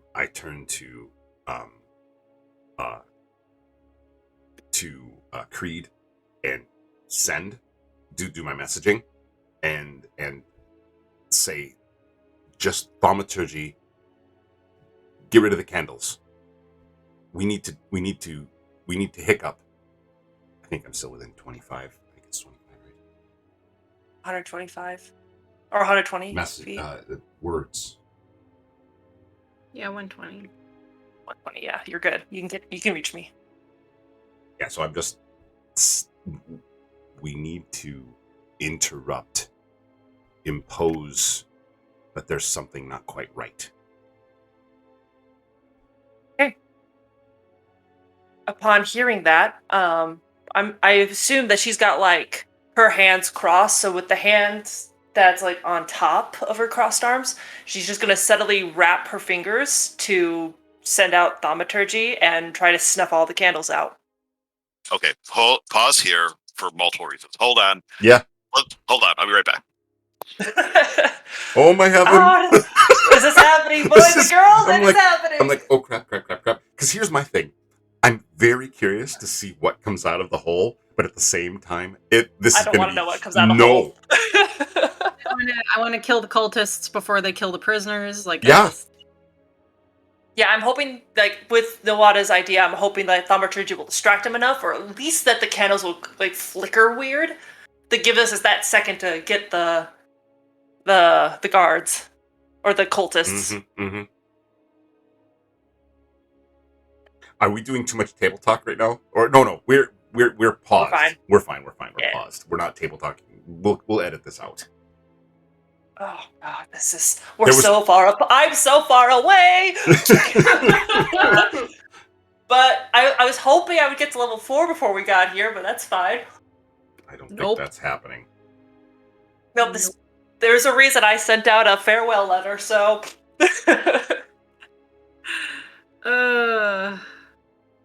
Yeah, I do not feel prepared for this, and I chose such a weak barbarian subclass, so. It's fine. I think you're going to be fine in that respect. But like I said, at the end of the table for D4, or at the beginning of the table for D4 last time, every one of these types of things seem to go from 0 to 60. We're like nice and calm. We're feeling our way, and then all of a sudden, boom! Top speed. That's because Johnny's just sick of our shit. He's like, you guys are too long. Let's go. Yeah, you guys are tiptoeing everywhere. Time to run. Maybe.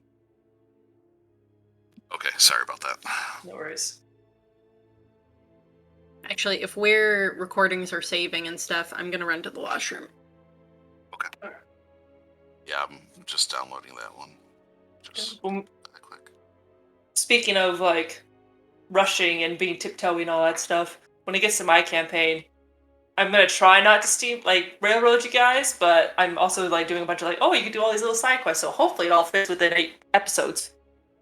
Yeah, I hate doing the railroad thing because I feel like I've definitely done that. Though. But it's needed because we're on a timetable for recording and everything. Yeah, in some cases it's perfectly fine. You're not railroading to force us down a path. You're just getting us down the path faster. That we're trying to get down anyway. Yeah, we're trying to get there anyway. So no, it's all. I see this one as just fine. Yeah. Let me tinkle as well. All right, I'll be right back in. So you did thaumaturgy, and that's where we stopped, right? Yeah. Yeah, trying to blow out all these candles. Okay. At least some of them within 60 feet of me. So that should be the ones in the circle. If I That's were to, okay. like, guess in woman. Oops, Okay, that's not cool, what I want to do. All right, I'll be right back.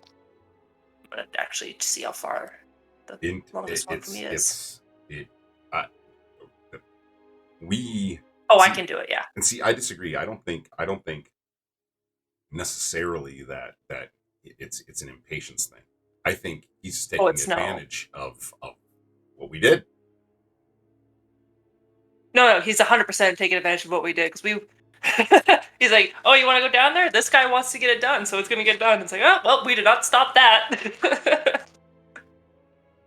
So. I'm not confident. Yes, so he speaks Infernal. Yeah, that was fun to learn. For me, it was really odd that you chose Infernal as well, because I was going to go Abyssal. Tieflings just know it, so. Yeah, I mean, I was going to go Abyssal. It was really weird, and in fact, if we had talked about that prior to session 0, I probably would have gone Abyssal just to cover, because I like to cover bigger ranges. I don't care that we can same. necessarily talk between each other in other languages. I don't really care. No, it's more of a, okay, I've got this book that is in Celestial. Someone in my party knows Celestial. I'm going to hold on to it until I go talk to them. Yeah, so that's why, exactly. And so when you said you spoke Infernal, I was like, dang it. I really, truly wanted to take Abyssal. Now you have a reason to take Abyssal. What's that? Now you have a reason to take Abyssal. Well, that's just it. I totally, like I said, if I didn't know that she originally took Infernal, I would totally have taken Abyssal. Well, tieflings are automatically given Infernal, but that's fine. Oh, I didn't think that. Right. This is all good. But you learned it before you ever met her, so it's fine. It's all good. True. I mean, it plays just fine, but... Yeah. We were talking about the cover all grounds aspect of it. Mm-hmm. I'm glad that I made Creed whisper then when she was talking to Johnny the other day. Just instead of just talking straight out in Infernal. Michelle, whenever you're back, if you're back. No. So the loop.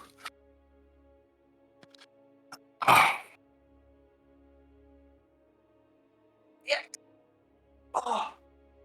Yeah, so I figure we can put the map combat up for Patreon. That'll be nice. What was that roll D100 for? To see how much Nawada's patron was paying attention. Got it, okay. So he was paying a little bit of attention, so that's good. A little bit. That's somewhat an invested interest in you. That's good to know. Well, maybe. Just a little bit. If you knew my patron backstory, maybe. Hard to say. Maybe.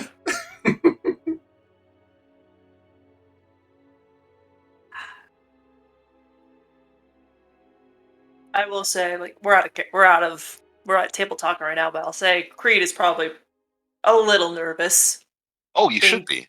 Well, yeah, it's like more from like the nightmare terror aspect, and like, oh god, we are down here underground in the place, the thing that has been messing with me. So, welcome back, Michelle. Thanks. If we're all good, 5, 4, 3, 2. Oh, fucking train. Hold on. Even though I don't think it comes across often. We didn't hear I it. can't hear it. Okay, so 5, 4. Okay, you cast Thaumaturgy. That entire circle of candlelights just snap out. As you do that, the cultist next to you looks confused for a second. What is this? What is going on? And he's like, I don't know. He's like, that's never happened before. It must be working. Did this happen the last time? If not, there's a problem. I was afraid he was going to interpret it that way. Dang it. Core and Nawada, what are you guys doing?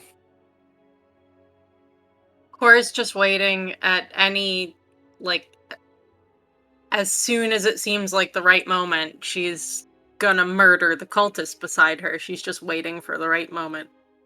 How about you, Nawada? My plan is to basically screw up the incantation. That's my plan. I'm gonna mispronounce as many of the words as I can under my breath and hopefully screw it up. Give me a deception roll.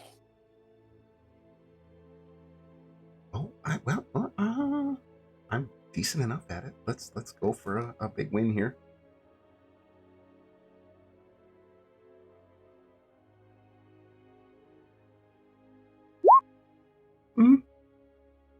That's bad. Okay. I mean, 11.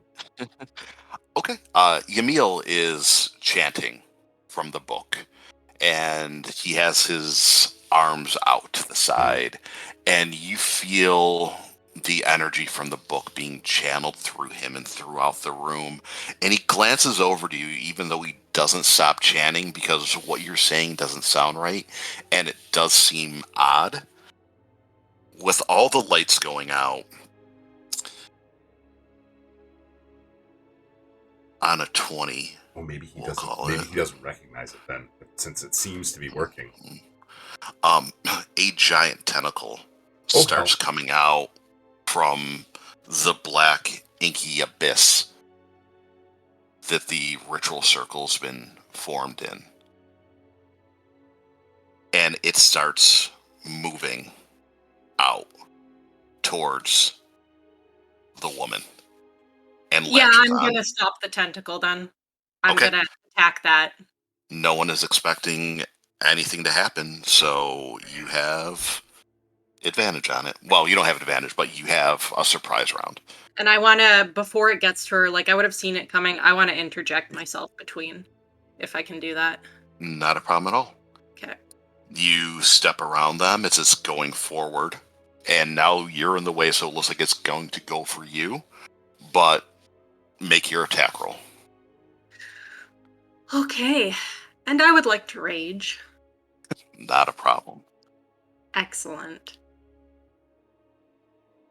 So do I see is the energy coming from the book, or how do I perceive this channeling happening? You think it's coming from the circle, from the So the circle book is of just Gratus. The book is a conduit, possibly. It's at least giving him the information he needs to start this ritual. Right. That seems to be working. This seems to be underway. 15 is going to hit. Excellent. Roll damage.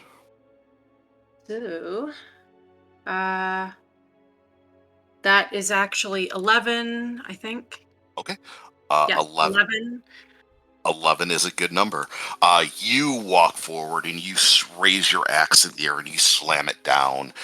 You hear a scream from the abyss as you cut the tentacle in half, and it kind of withers away into nothing. Great. Bonus action. I want to use my Storm Aura. Oh shit. That's a terrible roll. It's just a 1, but the Ouch. cultist has to make a dex save. Not a problem. 13. That is the DC. So what does that do? Does he not take anything?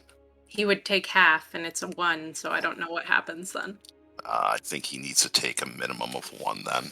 Okay. Okay. Woo. So you cast your Storm Aura. Is that what it's called? Yeah. Okay, and it's fire, right? No, it's lightning. Okay. So has the prisoner there. He seems shocked that you attacked the tentacle, possibly ruining the sacrifice, and then all of a sudden a jolt of electricity goes through him from you. Emil To who? The cultist or Emil? to the cultist. That's who Mhm. Cora's near. Yeah, Ymil's not within my range.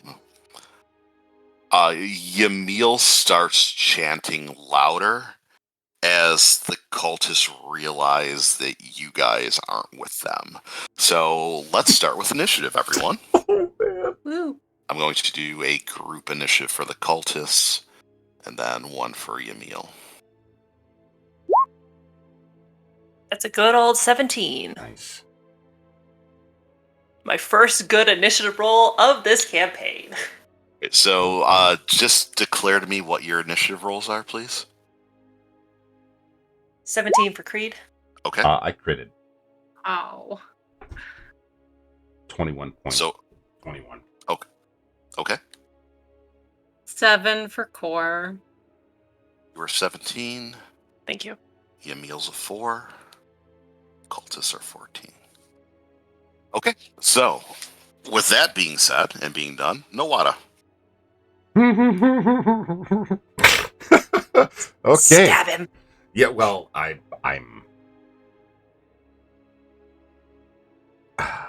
yeah, I'm gonna straight up Eldritch Blast this guy. Go for it. I'm right next to him. All right, here we go.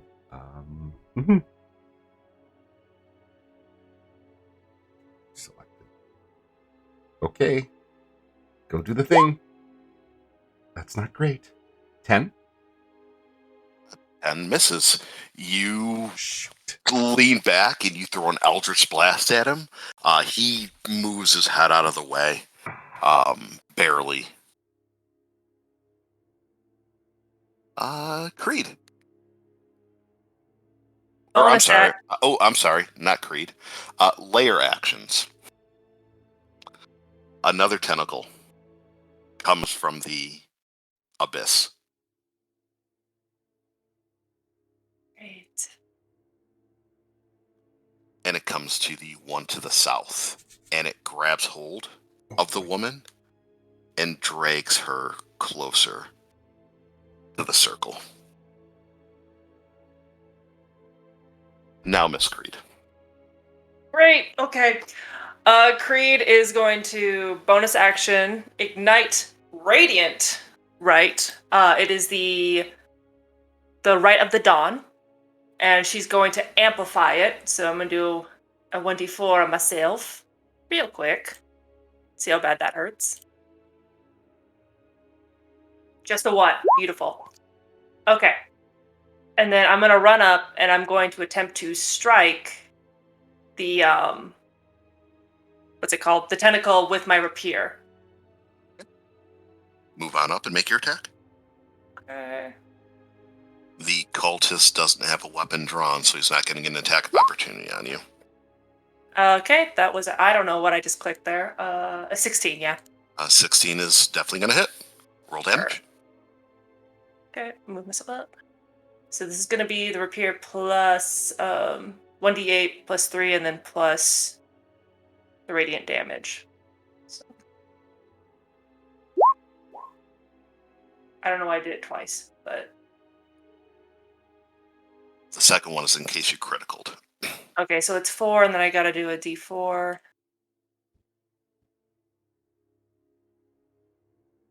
That is a total of 5.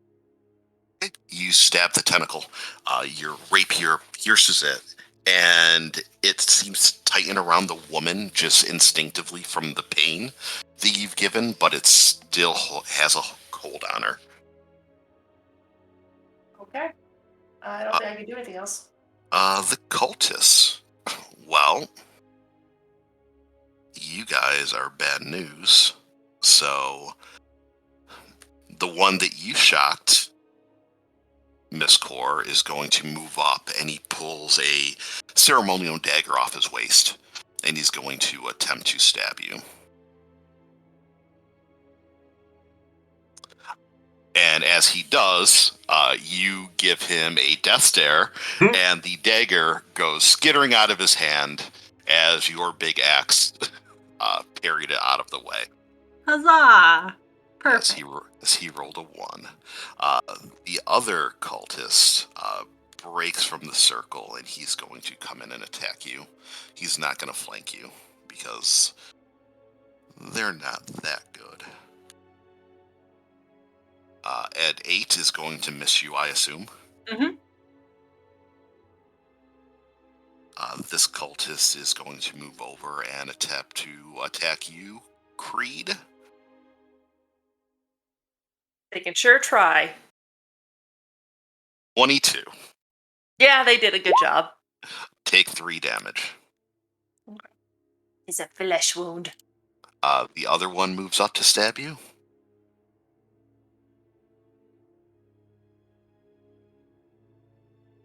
$22 again. God. They got your number. Take 3 damage. Is that the best you got? And then a third one, because he would be able to get to you from where Oh, he come was. on. He is going to attack you. 22 again. I picked the wrong 21. one. 21. 21 points of damage? No, 21 to hit. Okay. No, these guys knew what they were doing, apparently, but he only gets you for 2 points of damage. Okay. Cora's just more intimidating than Creed. That's what this comes down to. Yeah, it's true. Then this one is going to move over 5, 10, 15, 20, 25, 30. And that is all of the oh no, this one, can he get to you? 5, 10, 15, 20, 25. He's going to move up, and he is actually going to get flanking on you. Creed? Or excuse me, Core, so... Excuse you. 13. Misses, I'm assuming? Misses. Okay. That is all of the cultists. Core. All right. I will attack the one beside the prisoner. Core. 16. That is going to hit all day. 8 slashing damage. Is that and that's the one that you shocked before, right? Yeah, for 1. Okay. That 1 and your 8, you bring your axe around and you bury it straight into his stomach, and he falls off and crumbles in a heap at your heels. Excellent. Yeah, Then I'm gonna shock one of the other guys. Okay. Doesn't matter which one. Great, for 2, assuming they don't make their save. Well, he made his save. He rolled a 19, Okay. so for he's going 1. to take a 1. Okay, and is that it for you? Can I... Yeah, that is. Okay. Yemiel's turn. He stops chanting and pulls another ceremonial dagger off his waist, and he's going to attack you, Nawada. 22 to hit. Yeah, that's a hit. Take 4 damage. Oh my. He's not messing around. He stops chanting long enough to pull the dagger, and he's like, no one ever should have trusted you. And he stabs you. Top of the go, Nawada. I am going to cast darkness on the end of my dagger. You know what? No, I'm going to cast it on the end of my spear. Okay. So centered on you? Yep. That's exactly right. And then... And it's 15 feet or 20? 15 feet. 15.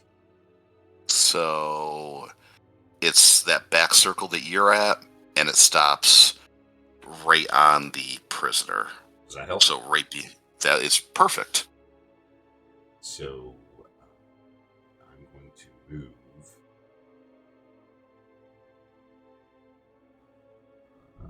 I'm going to move over into this area here. I'm assuming drawing an attack of opportunity, potentially at disadvantage, I think. Yeah, he would have disadvantage with that. So a 6 is not going to hit you. Sweet. So I'm covering the cultist, or sorry, the prisoner and myself and Yamil. Perfect. Yamil definitely can't read in the darkness. Sweet. And I'm covering the book as well, so... Yes. I'm trying to stop the incantation, obviously. So the tentacle continues to pull the woman towards the circle. She's right at the cusp. Another tentacle comes out and grabs hold of the other woman and starts dragging her back towards the abyss. Creed. Thank you. Appreciate that. I don't know how stupid this is going to be. We're going to find out. I'm going to cast Bloated Agony on the tentacle. And with myself. So in me being nice to Okay. you, it doesn't seem like they have a lot of actions. Okay. It just That's seems like they just have the one thing. So I'll save you the pain. Thank you, because that was going to cost me. Yes, the pain and the wasted action. Okay. So I won't do that. I will. I'm surrounded by 3 cultists, and this tentacle is going to pull her in. I don't know if I've got the strength to get her.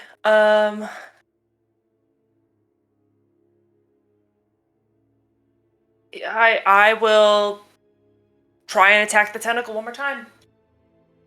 Okay. If you move up, you're going to give up 2 attacks of opportunity. Oh, it's that far in, isn't it? Well, it's going to be a 5-foot move for you, which is going to take you out of 2 of their threatened squares. Oh, I don't have the hit points to live through that.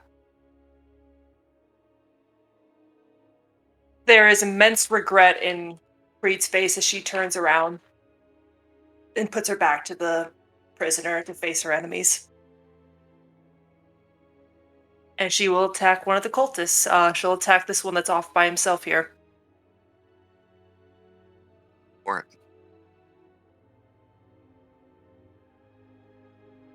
Ooh, does an 8 do it? An 8 does not hit. Okay.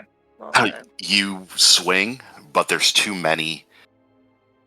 And the fact that you've turned your back on this woman who's being pulled in the abyss is probably in the back of your head, and you can't seem to focus. You know not being able to focus in combat will cost lives. Cultists. We'll start with 3 on you. So I'm just going to throw all these down. A 6 is going to miss. A 20 is going to hit, and I'm pretty sure a 20 and a critical. Hellish Rebuke on the critical when it comes around. Okay. So the 1's going to hit you for 3 damage. And then the 1 that criticals you is going to hit you for 7. And then, does he need to make a dexterity save for the Hellish Rebuke? I am looking right now. Sure. Yep, it is a dex of 10. It's basically it'll take 2d10 fire damage. Okay. On a failed save, or half if they do succeed. He succeeds with a 12, but roll your damage. All right. Where are my d10s? There they are. That's going to be a 3. So as he goes to hit her, you just see fire crackle from her other sword arm with the scimitar, and instead of using the sword, she just cracks him in the nose with her fist. And fire erupts around him. That he kind of passes out quickly, but he does seem pretty singed and burned up. The 2 on you, Miss Core. 6 is going to miss, but I'm pretty sure 22 is going to hit. Yep. Take 4 damage. Halved? Yeah, you can have it.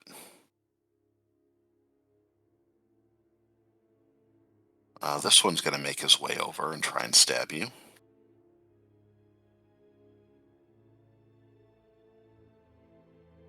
He's going to critical. These cultists are fighting for a lower purpose. Take 8 damage. Okay, so 4. And then the other cultist moves over, but he isn't getting to anyone yet. Core. Alrighty. I will attack the guy in front of me. Go for it.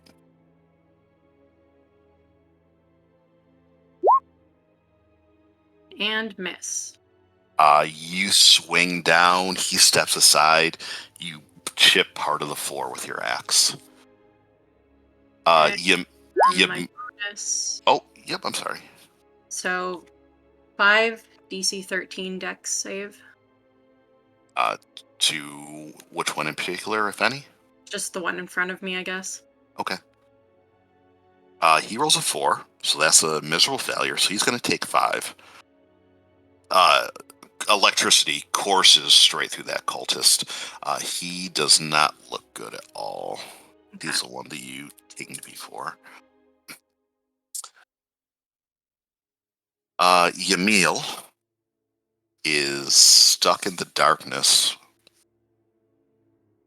but he would know where things are, so I'm going to give him a roll here.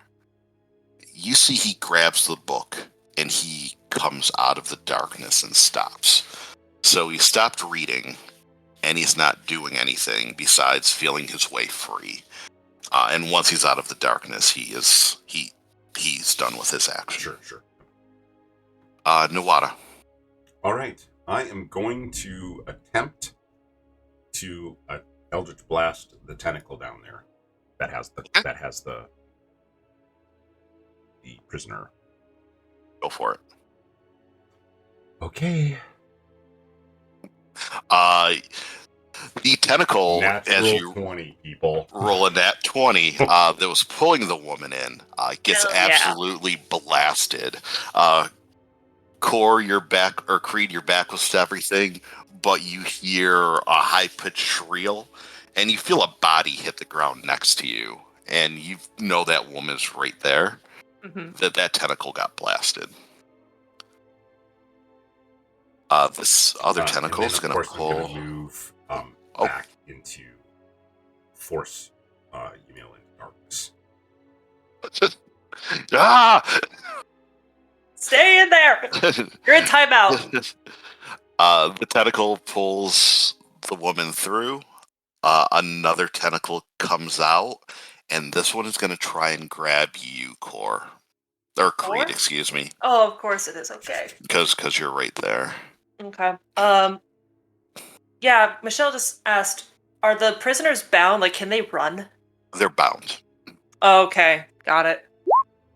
10, it's gonna miss you. The tentacle's gonna come out from the abyss and try and wrap around your legs, and you just swat it away. I would say I stabbed it with my toe spikes, just talon hawked that. Like, get out of here.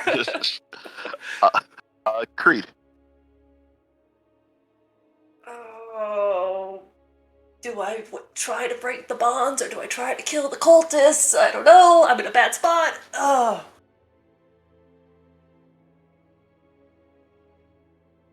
I don't have bonus actions either. Okay.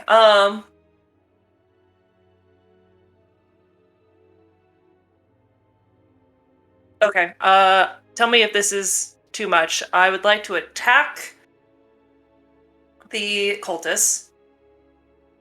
Oh, I do have to take a potion too. Thank you for a reminder. Okay. All right. I need to take a potion. Use my bonus action to consume the Z. Potion's a full action to use. It's a full action to use. Okay. Do the big one. I'm thinking the big one. Yeah. I will take the professor potion number 1, please. Okay. You drink the potion the professor gave you. We're going to see what it does. give me a Constitution save. Oh God. No, I'm kidding. I'm kidding. No. Okay. But roll 2d6. Okay.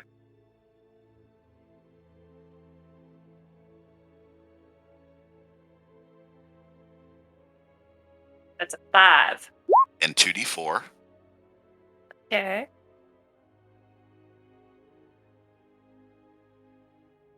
That's another 5. And add 8. Oh. So you got back 18. Nice. You open up the potion, and you're like, I hope this guy isn't screwing me over. And you down it, and you feel just the healing energy like you've never felt before just runs straight through your body. You've never had a healing potion that strong before. You just see Creed's eyes dilate, and she's like, what? Just like super energized suddenly, like, oh, let's go, you sons of bitches. All right, well, they're going to go. They're going to try and stab you a bunch. They're okay with that. So I'm just going to throw up 3. What's your AC? That is a healthy 15, sir. You're going to get stabbed. You're going to get critical. You're going to get stabbed. 17, 23, 17. Take 2. Take 5. Take 3. And okay. I mean, I'm glad I took the potion. That's a good thing you took the potion. One cultist is going to come over, and he's trying to look into the darkness because he wants to know where Elvin is, because he's obviously a traitor. The other 3 are going to attack. Hang on, he was in my range. Can I op attack him? He was not in your range. Oh, he wasn't? Nope, he was the other one. All right, never mind. 22 hits. Does 15 hit? For who? For you, Core. Oh, yes, 15 hits. And then you're going to get hit 3 times. Okay. Take 3, take 4, take 4. So 5 total. Yes.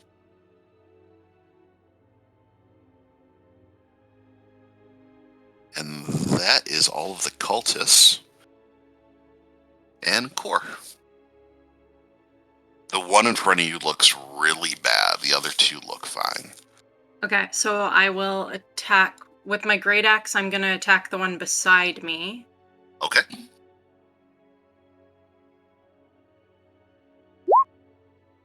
$21 to hit. All day. 17 damage. You pull your axe back and you cut his head clean off his shoulders. The mask goes rolling as Markel is no more. Ah! Great. And then 3 damage to the one in front of me, assuming he doesn't make his save. He does make his save. For 1 damage. He's still up, but he looks real bad. Okay. Emil is going to try and find his way out of here again. Can you see in the darkness, Nawada? Oh yeah, baby. Straight up, all day, double sight. Okay, excellent. He starts walking past you. You can take an attack of opportunity if you like, because he doesn't know where he's going now in the darkness. I would like. Okay. And you said you have your spear out? No, I actually, my spear is still on my back, so I reached behind me and put it on my spear so it stayed with me. I just have my dagger. Okay, so my make a crossbow, dagger. so. Make a dagger attack. Roger that. Dagger. Dagger. 18. That is going to hit.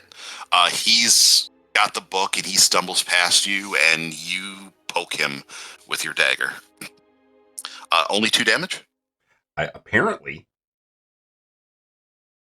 You don't have a dex bonus?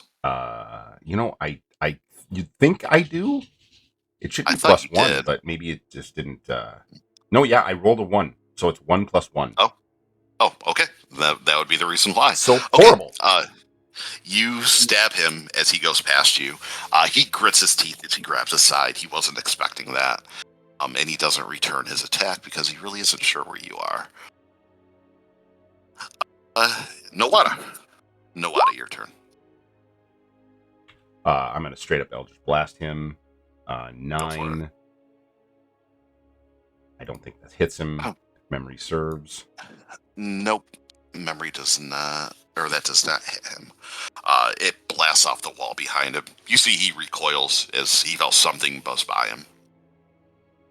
The tentacle is going to pull the woman closer. The other tentacle is going to attempt to grab you, Creed, and misses. Another tentacle starts to come out of the abyss. This is getting real dicey right next to the hole. I'm just saying. It is real dicey next to the hole. And it starts coming towards you, Core, but it's not going to get to you with the other cultists in the way. Creed. I really don't want anything going down that hole, so I'm going to reach behind me and try to cut the binds on the prisoner. They're manacles, sorry. They're manacles. It's steel. Can I throw her? You can shove her away. I would like to shove her away. Yeah. I'll give you a bonus action. Can't have a straight up pick up and yeet. I'm not super strong by athletics. I was gonna just try and just yeet her a couple feet away. I'll let you use your move and your bonus action to pull her closer to you, so she's not right on the edge. Okay, thank you. And then whatever you want to do with your actual action. I will attack a cultist while I'm busy playing footsies with the tentacle behind me. Absolutely. Pierre, I'll target the same one I did before, the one that's off to the side. Okay. 13? 13's gonna hit. Thank goodness. All right, so we're gonna do the rapier, and then I'll do my radiant damage on top. And then, so it's gonna be a 7 with. Oh, I don't know if it went. Hang on. 8 total. 1 radiant damage. You stab straight through him. The radiant damage explodes off the tip of your rapier as that cultist is no more. Perfect. Doing work. The other 2 cultists, however, are still there. Those guys are going to try and stab you. Okay. One is going to miss, the other is going to critical. Of course. Take 6 damage. The 2 on Core. 6 is going to miss, but 17 is going to hit. Take 3 damage. Halved? Yep, you need to half it. Okay.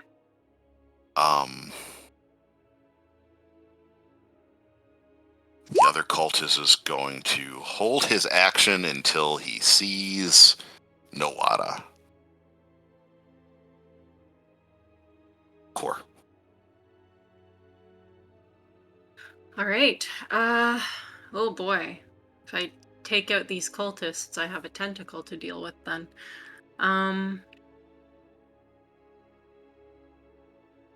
But I kind of need to. So I'm going to, with my great axe, attack the one that isn't hurt. For it.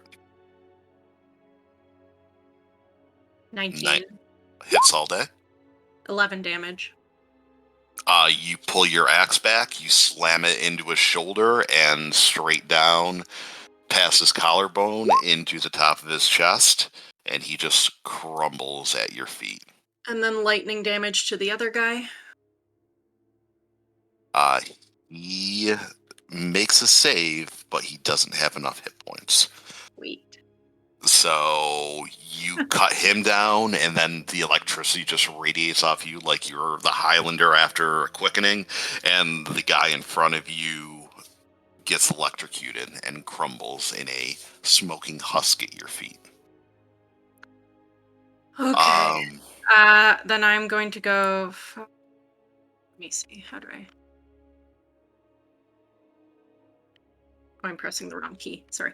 5, 10, 15, 20,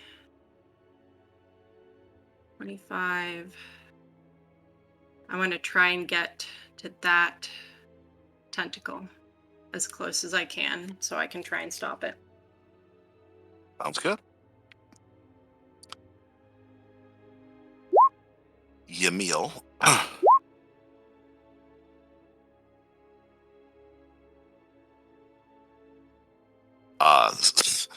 Still doesn't know where anything is and is trying to escape. So take a attack of opportunity if you'd like as he moves past you. Roger that. I would like.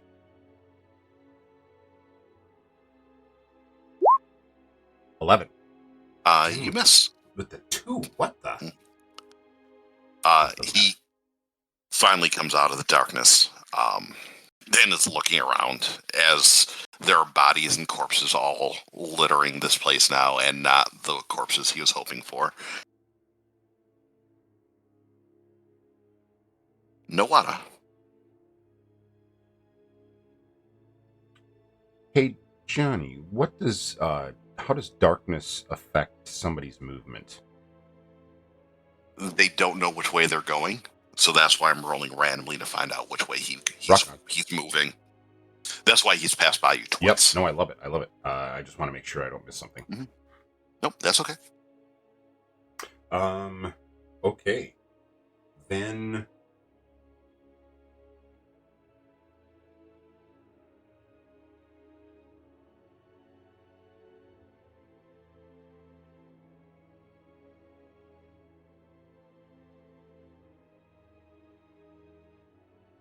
I'm gonna try and Eldritch Blast him again.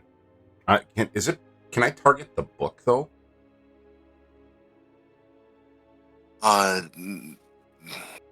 Probably not. I'm guessing he's got it pretty close to his chest, but his back would be to you, so it would have complete cover.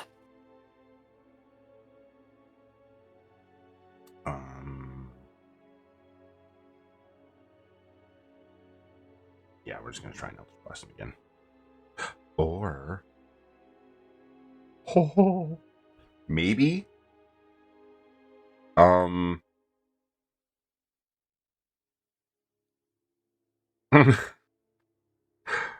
can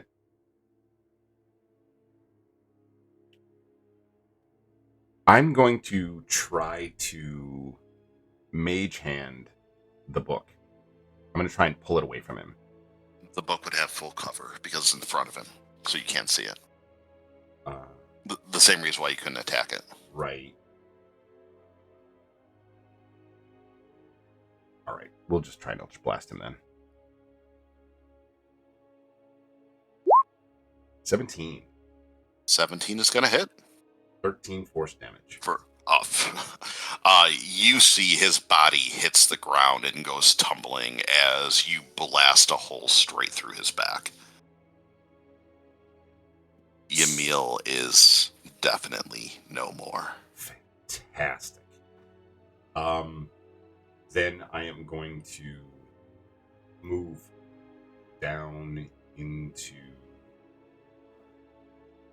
by the cultist and try and engulf the other, or by the prisoner rather, and engulf the cultist in darkness.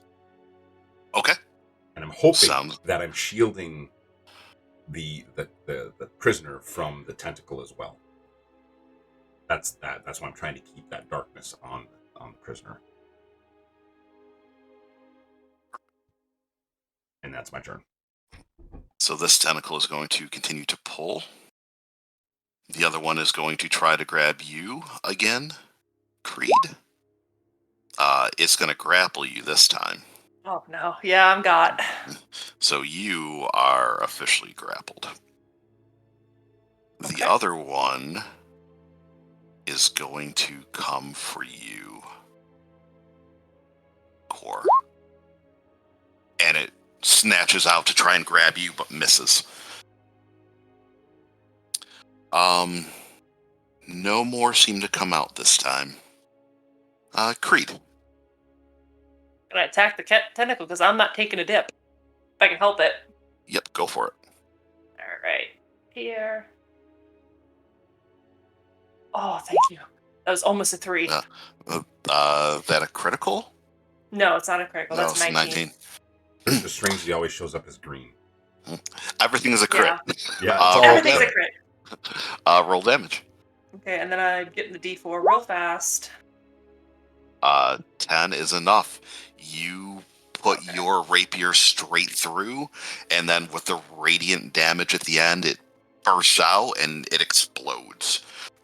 Half of it falls back into the abyss. The other half just falls at your feet and then disintegrates into nothing. Fantastic. Um, That's my attack. So with my bonus and movement, I would like to continue. I'll take attack of opportunity, won't I? I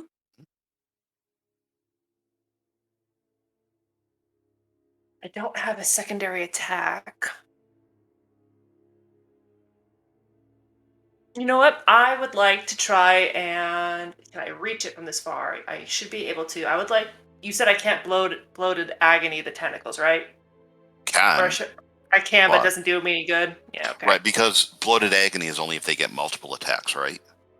No, it's just bloated agony is they failed their strength and dex checks, or they have disadvantage on them, and they'll take 1d8 necrotic damage if it takes more than one attack on its turn. Okay. Yeah, they're not making dex or athletics checks or strength checks.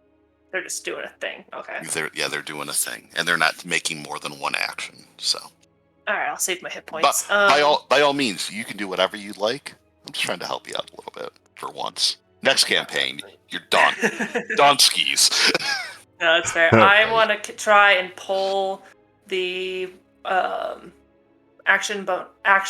my bonus action movement. Pull the this prisoner with me closer towards the steps. As far as I can get without provoking 2 opportunity attacks. So. You can move 5 feet without provoking an attack of opportunity from the 1. Okay. Well, I guess will the opportunity attack the prisoner as well? If they wanted to. If they wanted to. Okay. Risk it for the biscuit. Gonna try and do both. Let's go. Move as far as I can. Okay. So they're gonna make their attacks on you. 11 and 6, so you're missed twice. Thank goodness. Okay. They have been hitting a lot, so. I finally got my head in the game. All right, how far over can I move using bonus action and movement? Well, you 15 feet, I'll say. 15? All right, cool. Yeah, because you're dragging another body along with you. That's fair. It's right there. I can't move the other person, so. I'm assuming you're going to want them on the other side of you. Yeah, thank you. Okay. The cultists are going to move up on you and make their attacks.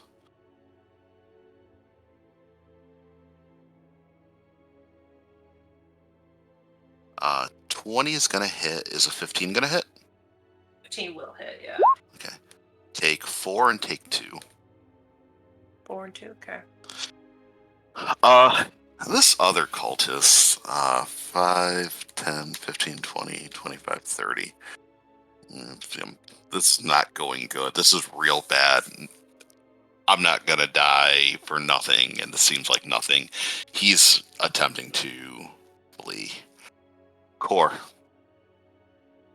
Did you give him advantage on his direction check? Because he was in darkness. He just turned around Just because he Yeah. wasn't moving around and trying to get out and then doubling around. He just turned around and then just ran. Right. Well, hopefully our Church of Stella friends that are totally outside will stop him before he... Right. 17 to hit the tentacle that's dragging the prisoner. Yep, hit all day. 12 slashing damage. You split it in 2. Perfect. And then 5 damage to the other tentacle. With the dex save. If It's gonna those. it's gonna make its dex save, and it's gonna take 2. Yeah. Okay. You fry it a little bit. Yamil is dead. Nawada.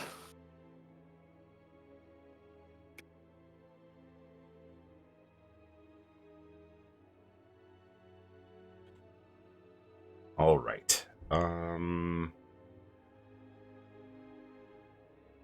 it.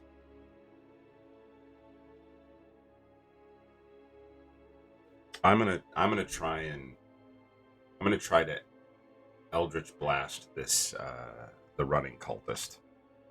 Okay, go for it. Crit. Yeah, he's running, and you send off an Eldritch Blast, and like a Sidewinder missile, it hits him right in the head. His head face plants, his body goes ass over tea kettle, and he is absolutely motionless. Excellent. Him like confetti. I popped him. I'm going to move a little bit closer, trying to keep the prisoner still in the darkness. And that's my turn. The other tentacle that was coming for you, Core, swings out and tries to wrap around you, but you stiff arm it and you shove it off so it can't grab hold of you. Perfect. Creed. Okay. All right, we're going to... By the way, is disengage a full action or is it a bonus action? Engage as a full action. It's a bonus Okay. action for rogues. Got it. I'm at 6 health points. So I think I'm gonna have to use the potion, otherwise I'm probably going down. Unless someone wants to come get me up. So let's see here. I do have Spare the Dying and a health potion. Perfect. I'm gonna swing with Wild Abandon. What were you gonna say, Michelle? I was wondering if you could make it into Nawada's darkness if you disengaged. Ooh. I could, but if I'm dragging the prisoner along, I won't make it. That'd be a Johnny call. You Yeah, would not that'd be a make it if she's pulling the prisoner, because that's been cutting her movement in half. Alright, I'm gonna pray these guys suck at aiming now, and I'm gonna try and swing on one of them. Do either of them look hurt at all? Probably not? Nope, neither of them do. Okay. Well, then this time, I am gonna... No, I'm not. That'll kill me. Never mind, not doing the blood agony. Alright. Is that 19 gonna hit? And 19 will hit all day. Perfect. Twice on Sunday. I'm going for the one directly in front of me. It's piercing, and then plus my radiant.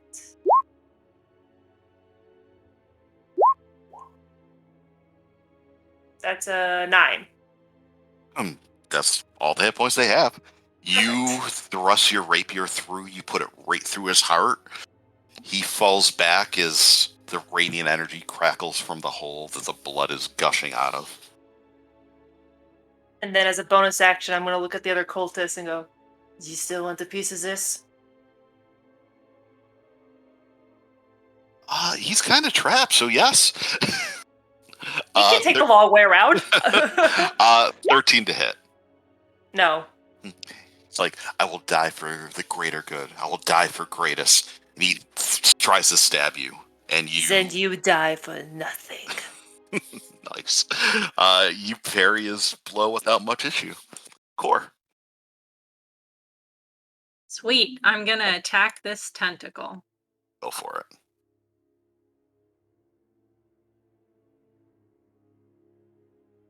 $21 hits all day. 14. Damage. You bring your axe down and you split it in two. Sweet. Melts away into nothing. So, this circle, what does it look like now? Is there just like a hole to another dimension in it or something? After you put your axe into that last one, what was like a milky black substance of the void of the abyss seems to now be solid. It seems to be the concrete floor again. Awesome. Great. I still don't want to go through this. So I'm gonna go around it and start making my way towards Creed. Probably a great call. Help! Nawada. Well, we're going to just straight up try and Eldritch Blast this guy from afar. 16. You hit him for 4 damage. He is still up, but not looking good. Blast him, his shoulder recoils as the energy crackles through. Creed. Alright, here we go. Rapier 5. And, does a 7 hit? 7 does not hit. Okay. I go to swing at him. You go to swing at him, he ducks underneath, he comes back around, he's going to try and stab you one last time. For Gratus. For the final time. For the final time.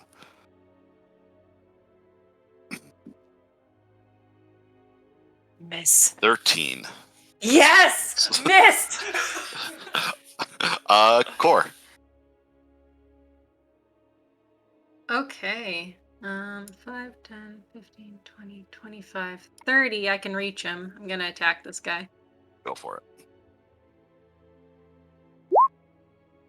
14. 14 hits all day. 12 damage. You put your axe square into the top of his brain. His head splits in two, and the body just crumbles at your feet. You're looking a little rough there, Creed. You're holding up 3 fingers, right? She sways at her feet. Okay, good. I'm still among the living then. Just kind of like, I'm going to take the other potion, try and not pass out on my feet. You're doing one of the regular potions? Yeah, just the basic. Okay, roll it up. I forgot, how much Ds is that? I think it's 2d4. Let me just double check real quick. Okay. 2d4 plus 2. Okay. Alright, that's going to be a 5. So. Okay. It's better than nothing. Yeah. You can just click that 2d4 plus 2 in the potion that I linked as well. Oh, okay. Thank you. Kind of fun to do. Things seem kind of quiet for now. Well, I'd like to go to the edge of what used to be the pit. Is the pit, like, now the floor? It's the floor again. I want to ruin one of the lines of the pentagram. I just want to try and, like, get the painting or the blood, like, just scrape it so that the edge is ruined. It's not connected anymore. Break the circle. You try to break the circle. Okay. Nawada and Core, what are you guys doing? Well, I pick up the book. First of all, make sure it's closed and bound. It is closed and bound. And I'm going to put that in my backpack.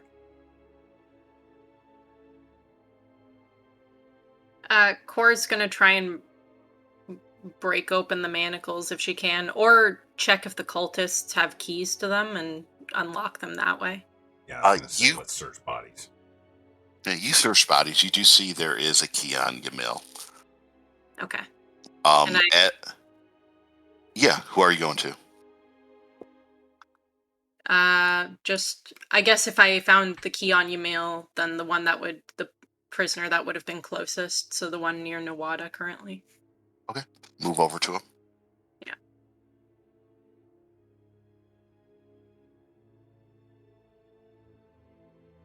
So I'm currently Oh, here. that's scary something. Oh no. As you're breaking the seal and really not paying attention to what's going on, just focusing on making sure that if the seal is part of the ritual, that it won't open up again, you feel a presence appear in front of you. Does this without looking up, does this presence feel very familiar to me? No. Okay. It is a black, hooded, robed figure, but from the middle, you see the same eye of Gratus that you've seen on the tattoos and as a cultist symbol.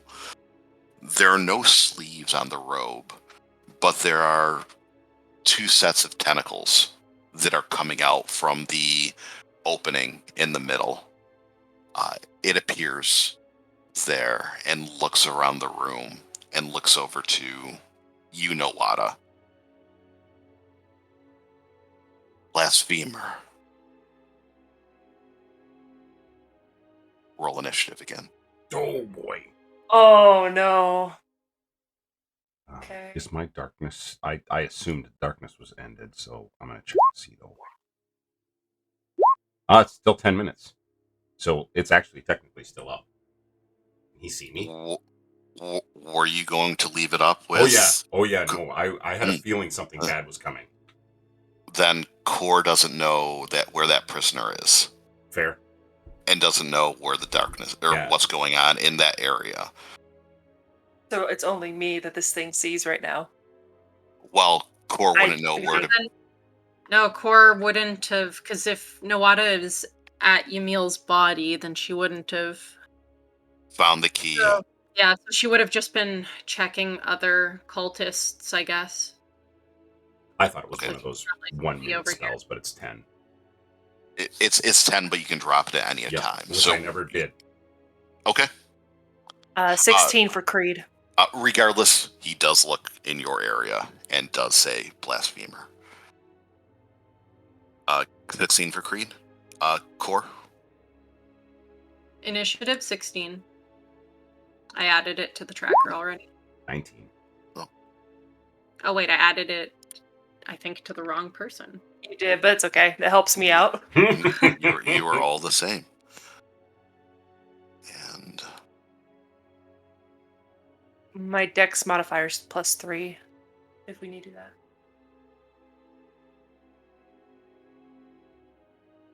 Yeah, you need more than 6, but Nawada, it is your turn. I take out the book and I Eldritch Blast it. Okay. You blast the book. It explodes into 1,000 different pages that are singed holes through it. The book is effectively worthless now.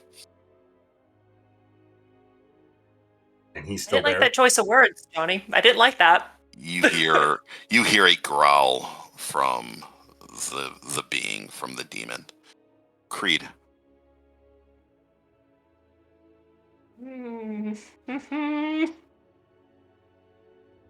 I really wanted to save that book, but I had to take the chance that it would stop the stop the summoning.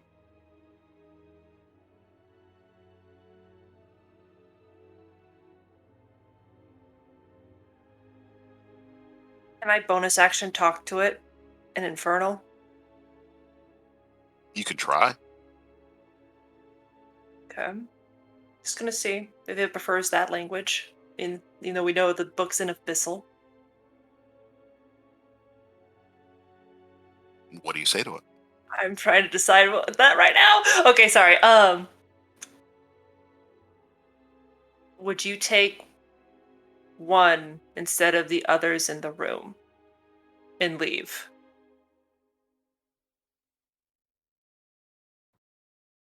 You don't get a response. Okay, then I will activate my right on. I have not enough hit points for that. I'm going to back my butt up a little bit. I'm gonna back up over here. I think I can get it back like here. So. Okay. Core.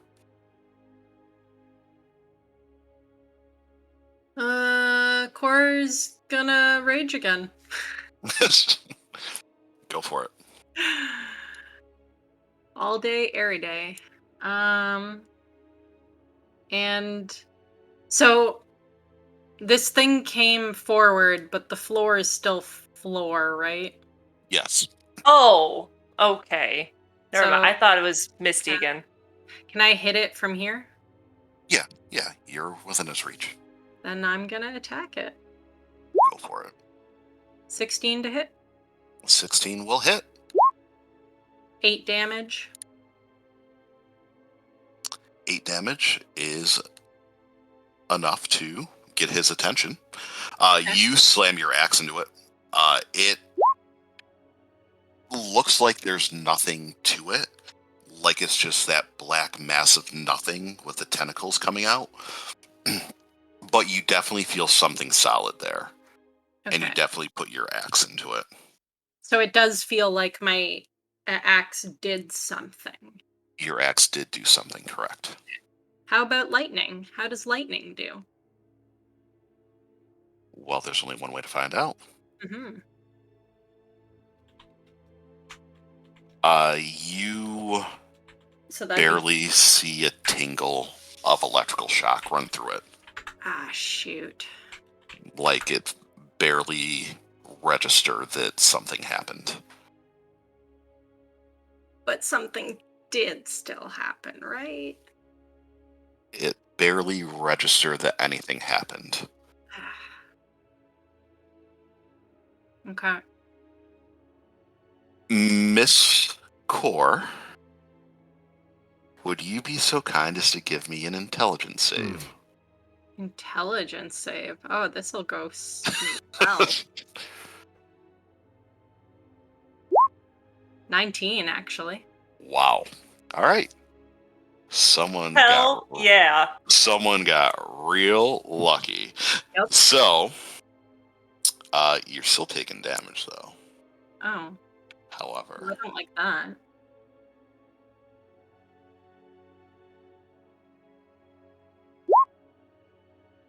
take 22 psychic damage.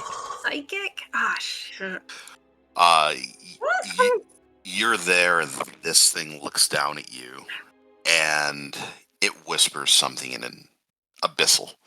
You don't know what it says, but you have flashbacks to Delicate, to being on the streets of Delicate, to being beaten as you tried to steal food to survive, of being robbed by other street vagrants because you had something they didn't.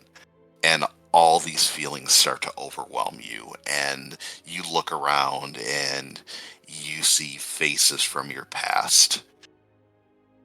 You realize that it's messing with your mind, that this isn't reality, and you shake it off, but you feel drained. Your head hurts. It took a lot out of you, but you weren't trapped in the nightmare. Nawada. Can I... Oh, wait, I didn't... sorry, hold on. Go ahead. How far... So I moved to get to it. I only moved half my movement. I'm gonna try to go back to the beside the prisoner. Well, that was its turn. Oh, So it's top of the go. Yeah. wait, what? Okay. It did a psychic Wait, stop. attack on you. Okay, sorry. I thought it was still my turn. No. Well, I guess you could have moved, and then he could have made attack of opportunity on you. But you moved up on it, so I figured you stopped there. Okay, yeah, no worries then. Nawada.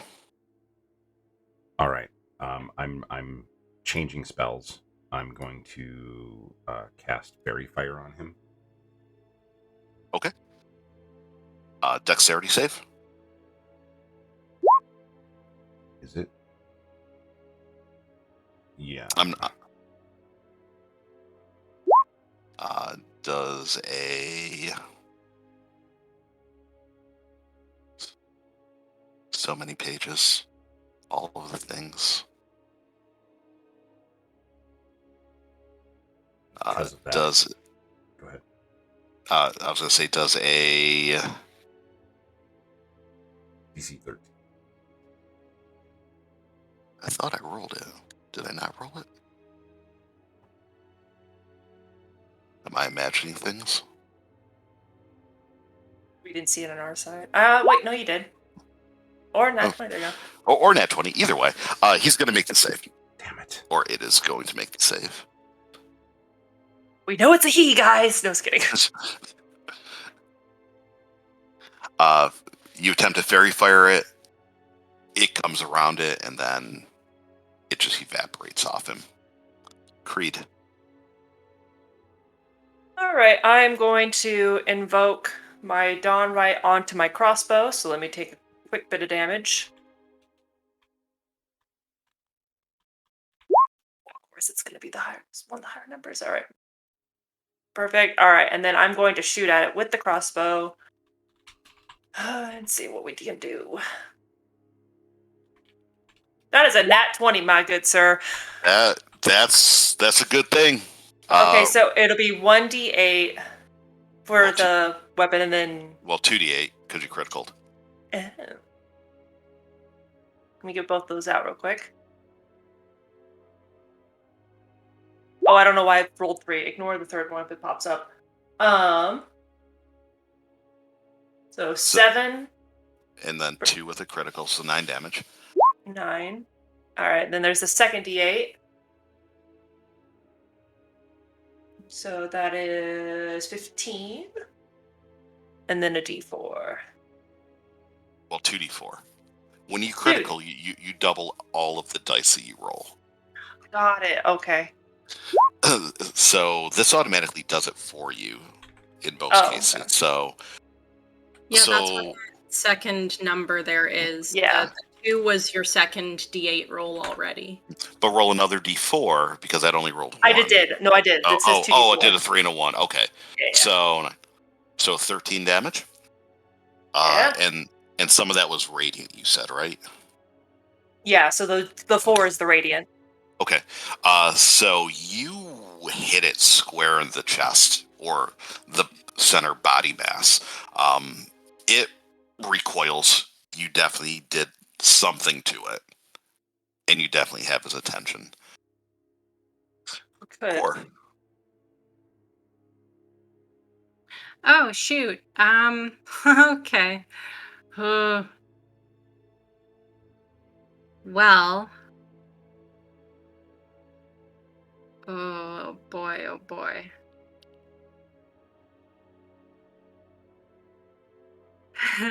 Okay, this is potentially super friggin' risky. I am gonna try and attack it again. 23 to hit. It's all day. Okay, 14 slashing damage. It is still up. Okay. But you do feel you hit mass. Okay. I'm just gonna, whatever, lightning just because, just in case it does anything. I don't know.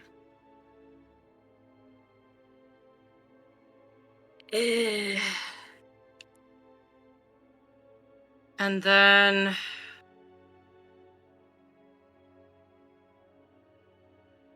No, I'm gonna stay. I can't do it. She can't. She doesn't want to get hit with her back turned. That's not what she's about. All right. It is going to its turn.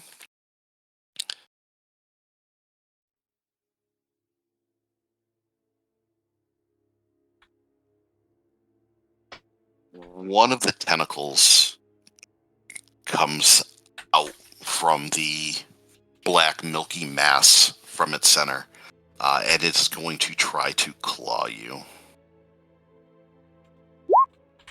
22. Yep, hits.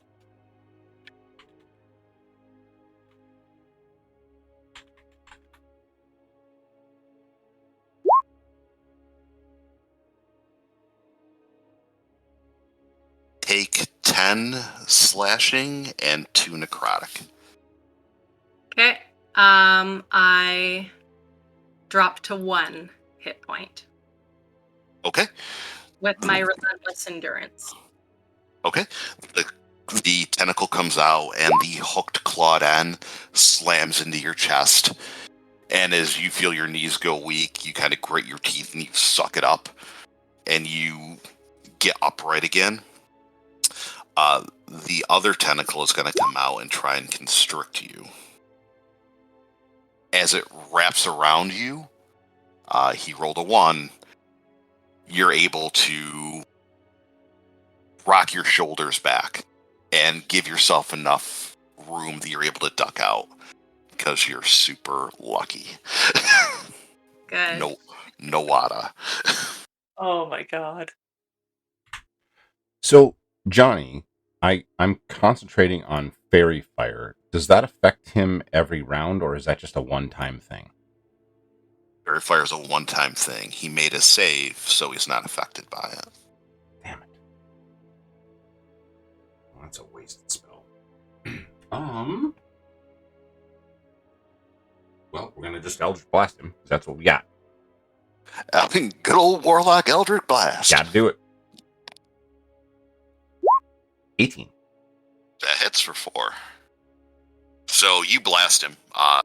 He definitely took that. He is alert. Creed. Going after him again with that good old crossbow. Go for it. It's a 17 hit. 17 hits. Perfect. So D8. What's a D4? Alright, 1 radiant damage and 6 piercing. 7 damage total. Mm-hmm. He's still up, but you put another bolt into him. The robe and cloak that he's wearing has holes from your arrows, from the slashes, and you're hitting every time. You're definitely seeing reactions. Good. Okay. Core.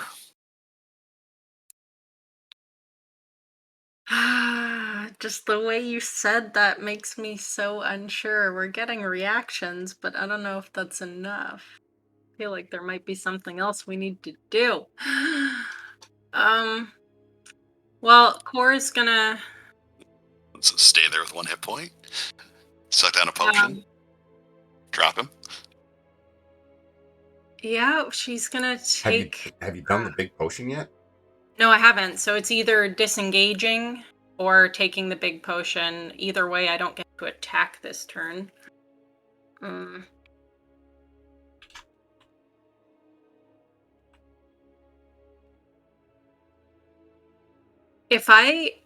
Those stairs, is there like a wall or anything? Like if ducked over behind, would I be hidden out of sight, or is that in the open still? You have a little bit of cover from the banister. Okay, but it's not like a wall. No, it's not a wall. It can still see you. Okay. Then I'm gonna take that healing potion. Okay. Would you be so kind as to roll yourself 2d6 2d6, okay. plus 4? Okay. That's what you heal. That's it? Oh, man. Better These than are a. so much better. You don't even have to do a con save. Hers was better. However, you realize that you're not on the ground anymore. What? You are floating, my girl. You are floating. You realize that you're floating in the air. Not for long. I only have 9 hit points, so... So you are flying. Okay, cool. You know, we had random elixirs. One was a super healing potion, and the other one was the flight potion with healing attached to it.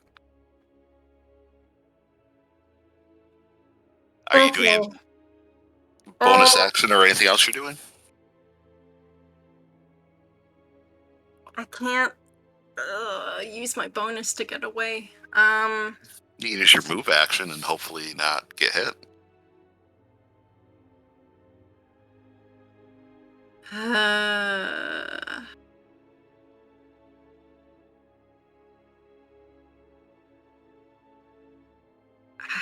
Okay, yeah, sure. Hopefully I make it far enough that somebody else can get me up if I drop. So you're gonna move and give him attack of opportunity? You know what? No.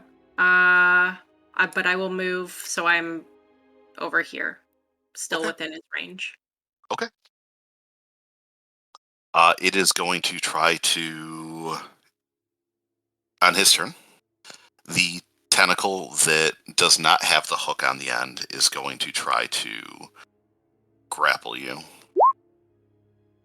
The tentacle comes out, it goes for your neck, you duck out of the way. Sweet. Okay. The other one is going to try and claw you. 19 is going to hit. Yep. So take 10 slashing and 2 necrotic. Okay. So let's see. I took the potion last turn, which means I didn't attack. I would have used my bonus action to continue my rage. You're still taking damage, so even though you didn't attack, you still rage from that, okay. right? Yeah. I'm pretty sure. I could be wrong. No, I think you're right. Hold on.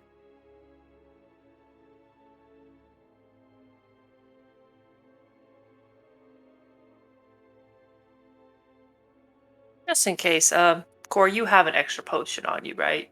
One of the basics. Yeah, basic one, but I don't want to use. Just making sure. Like, it's in terms of action economy, it's not worth it for me to take it. No, I get it. Just making sure in case I need to run up there and sacrifice myself for the cause. Okay, yeah, so damage. Yeah, okay, so I did take damage, so rage continues. So that was 2 necrotic, 10 slashing, so I get to have the slashing to 5. So that's 7 damage total. Correct? Yes, correct. Actually, give me 1 second. I may have put 1 too much damage on there. Let me just double check. No, 1 less damage. I'm sorry. On the slashing. So 9. 9, so that's 4 plus the 2 necrotic, so it's 6. Okay. Okay, I am still up at 3 hit points. Nawada.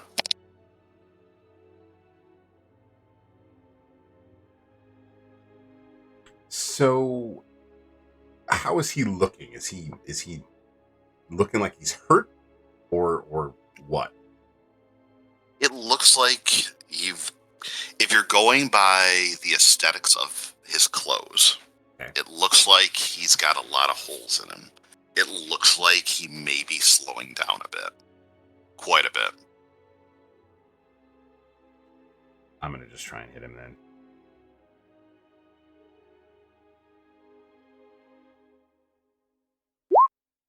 $13. Misses. You Eldritch Blast, it goes wide. Jeez. Creed. Just thinking aloud here for the audience. I'm wondering if we need to get him off the star, the circle here. Maybe not. Okay. All right. I'm gonna use my crossbow again because I don't feel comfortable getting up and close when I don't have that many hit points left. So, where is it? An 11? So bolt goes wide. Ting. Okay. I don't think I can do any bonus actions. Nope. Okay, I'm going to stay right there. Core. Oh my god, I hate this. Oh god. Okay. You're doing awesome.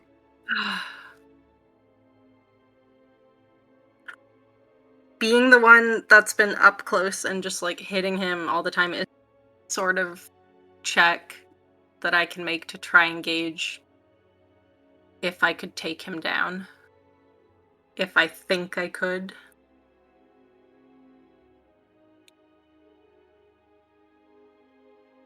Is there any sort of check? Yeah. Oh, hubris? Is there a hubris, is there a hubris check? Insight, maybe.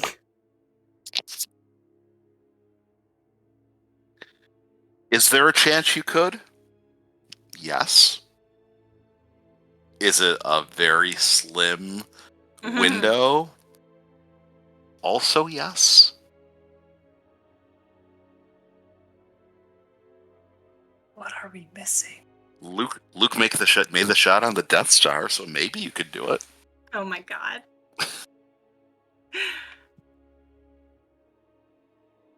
I'll wait till my turn, never mind. Oh, jeez.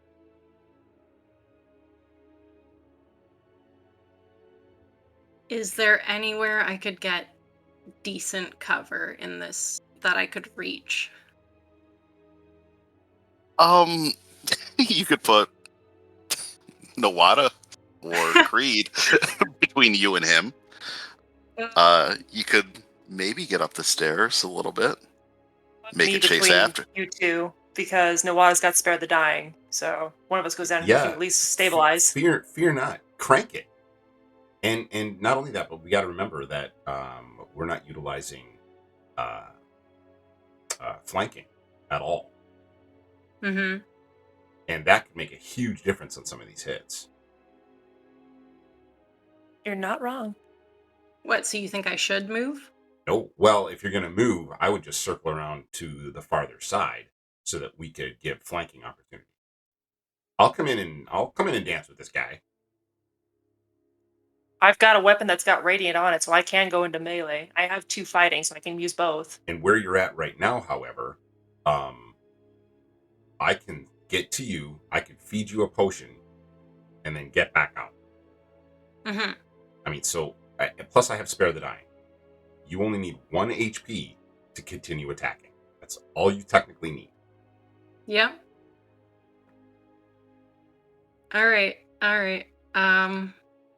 Yeah, because I still just don't like the idea of running, but I don't like the idea of getting further from you guys either. Nope, I understand that completely. So maybe come towards me? I don't know. No, I'll stay here and attack. I'll do it. I'll attack. I'll miss. You have so much drained from you at this point. You pull your axe back and swing, and there's nothing behind it. You kind of fall limply forward. As you do, it is going to try and claw you. I'm gonna, just for funsies, do that bonus. Oh. Okay. That works. I'll make that the roll, and then I'll roll again on his attack. So for how much for your... No, you can keep that for the attack. Please do. I'll do that for the save. I don't like that. Well, that's You were already making that the attack roll. That should stay the attack roll. okay. Not a problem. Oh, wait. Hold on. You don't have all your stupid modifiers on there, do you? Never mind. No. No, exactly. Exactly. I think he was being nice, to be honest. Okay, sure. I was being nice. Excited. All right. Well, he's gonna make it save on that, and then he's gonna F that again. So he tries to claw you because I'm a nice, generous, gracious DM. And that's an 11 to hit. So you throw your weight back, and the claw comes up by your face and just misses the first time. The second time, however, 15? Yeah, that hits. 15 is gonna get you. Yep. Is it possible to use my inspiration to give disadvantage or something on that roll? No, disadvantage would give advantage on a roll that you guys are making. So it wouldn't work that way. Or simply make you re-roll it or anything? No, you can take advantage, so you have advantage on your next shot if you wanted. Take 11 slashing and 3 necrotic. So Cora's down. You see the first claw misses as she moves out of the way, but the other one seems to extend out a little bit more and catches Cora across the midsection. And your heavy-duty, heavy-tanking barbarian crashes inside this now solid broken circle of Gratus. Nawada.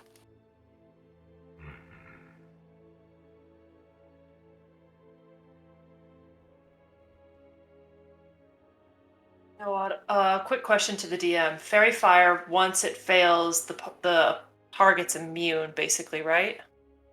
I believe so, yes. Got it. Nawada, do you have any fire light-based attacks? Yeah, no. No, okay. I was going to see if I could thaumaturgy them and expand their radiantness, Yeah, but no. never mind. Okay.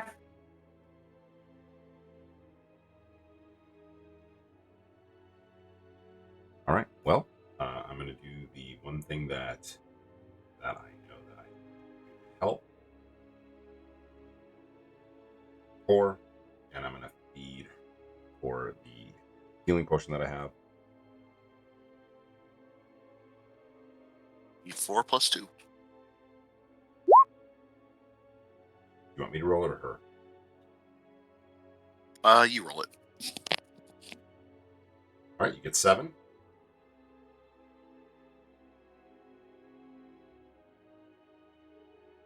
So that's not too terrible. That was 25 movement. Would you have moved right beside him, or I would, you on yeah. to the other side of me? So the reason that I'm doing this is to give you flanking. Isn't flanking So opposite? you have to get to the opposite side. This is as far as I can move. So that's my full 30 feet movement. And I shapeshift into Yamil. Okay. Creed. Okay. So the light sources are just what's on the map, right? And I snuffed out all the candles? Right. There are other torches and stuff around the room, though. I want to see if I can... I don't think I can create light.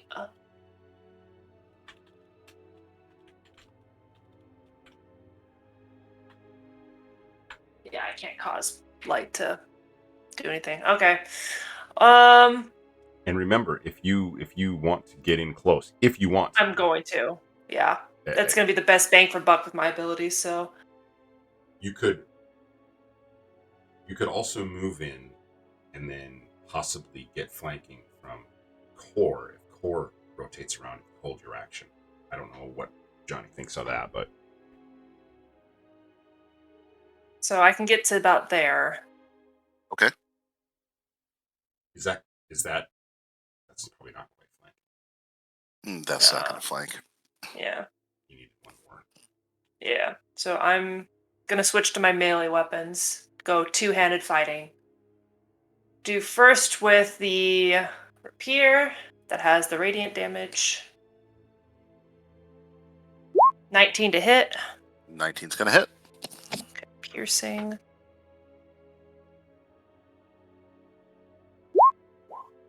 So that is 7 plus radiant. Or sorry, it's 10. So 14 in total for radiant. Okay. That's the first hit. You run the rapier into him, and you see that the radiant energy, it sparks at the end. He stumbles back. That looks like he is in a lot of trouble at this point.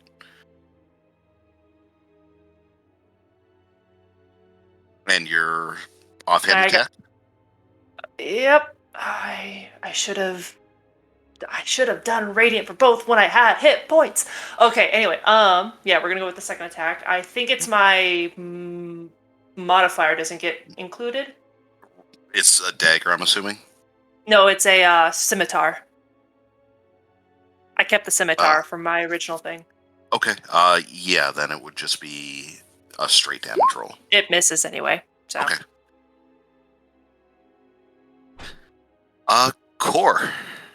Right. You're down. It'll be half your movement to stand up, but you are alive. Okay, so I could get to either here or here, it looks like. Would either of those give flanking? What were the two locations? Beside Nawada here or beside Creed here? You would be right there. Well, the one this south. would be flanking with Nawada. Well, and then flanking should be on the whole side though, because otherwise I would have stopped here, right? I mean, the whole point is flanking upon his soul side. So this should count as flanking right here. Because there are instances, especially on a 10 by 10 monster, you can't get opposite sides. Oh, I'd actually say you can get to here. So if you go 5, 10, you cut the corner there, these half in next to it. Can I use this square? I would was avoiding it, so I would let you use that square. Okay, then sure. then you can give you are flanking. All right. It at least gives you advantage on your roll. Yeah. 16 is going to hit. Okay. 15 slashing damage. Bonus action rage. Before that, sorry. Okay. So you can't do the thing, but you are raging. Well, no, it does it automatically when I start my rage as well. Oh, okay. So you slash it. It is still up. Am I within 10 feet of her? Yes. Do I take damage? No. I chose this one because it's targeted. Got it. Okay, sorry. It makes it save. Okay. And that was 15 slashing. It never shows my +2 from raging, but... Yep, I got it. Okay, great. Actions, bonus. 2. Okay. All right. Doesn't seem to be really concerned with that lightning damage you're doing, but it does not look good. It's smoking. It's a steaming husk, At times, it is still up, though, and it is still going. Nowata, you moved up there, and you've been an imposter. It's going to try and constrict you. Oh, of course 22 it to is. 22 to hit. That hits for sure.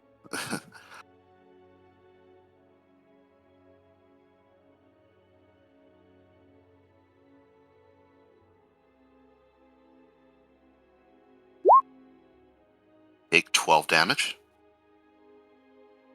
and you are grappled. The other tentacle is going to come out and try and get you, Creed. And it's going to grab you as well. Sure does. Take 11. I'm And down. And you are grappled as well. Okay. You moved up. One of the tentacles comes out. It wraps around the neck of Nawada, and it seems like it's trying to wrench your neck all the way around, kind of like the lawyer that you found. The same thing with you, Creed. It grabs hold of your neck and is constricting, and it's kind of trying to pull your neck all the way around And to I the go other side of your unconscious body. from From the pain, from everything. Nawada.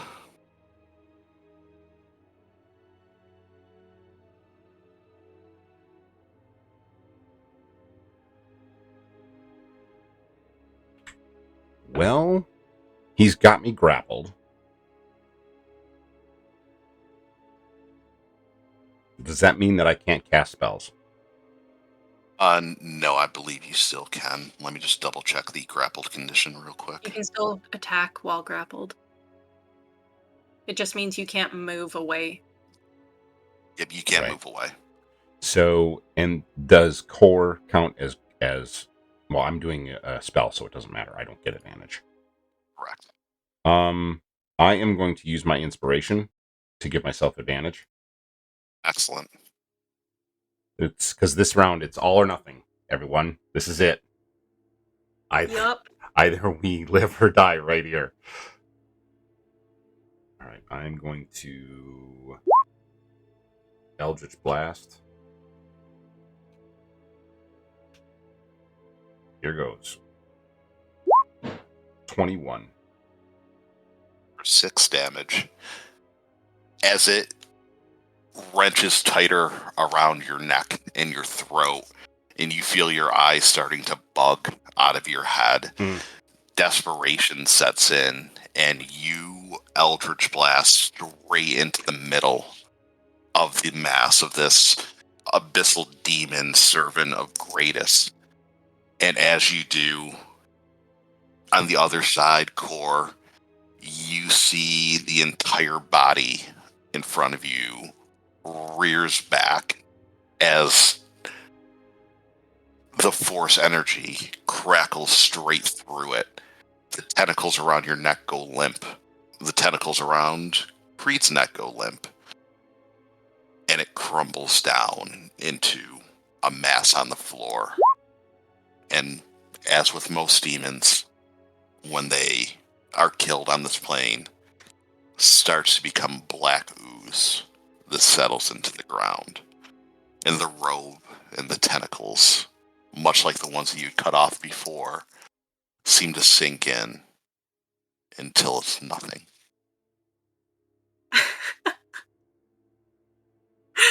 Oh my god. Oh shit. And I, of course, immediately run to Creed and cast Spell Yeah. Dying. I don't have any Am I- healing potions, so I just wanted to stay. I have a healing potion. I Oh, thank God. Yeah, we can do that too. Where is he? Where is the bastard? Man. So take 6. Thank you.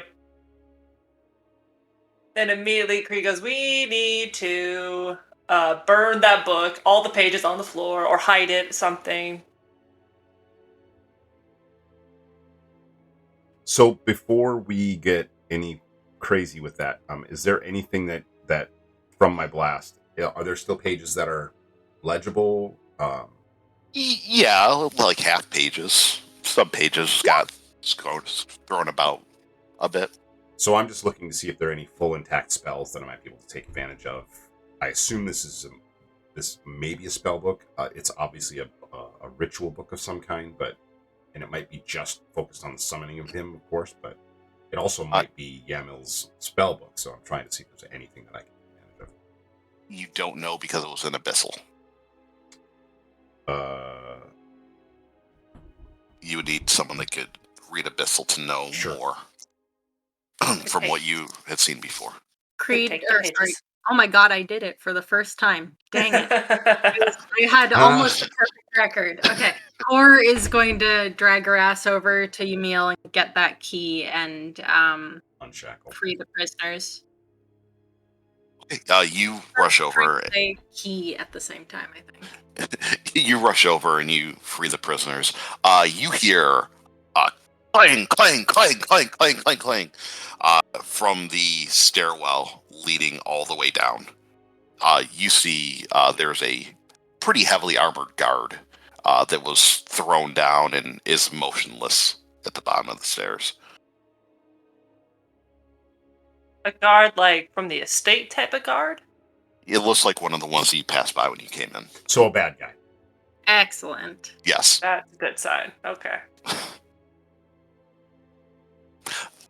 From the stairwell, you hear clank, clank, clank, clank, clank. It's a set of full plate armor starts making its way down. Reed's gonna get her butt up and have a rapier ready just in case this is not friendly company.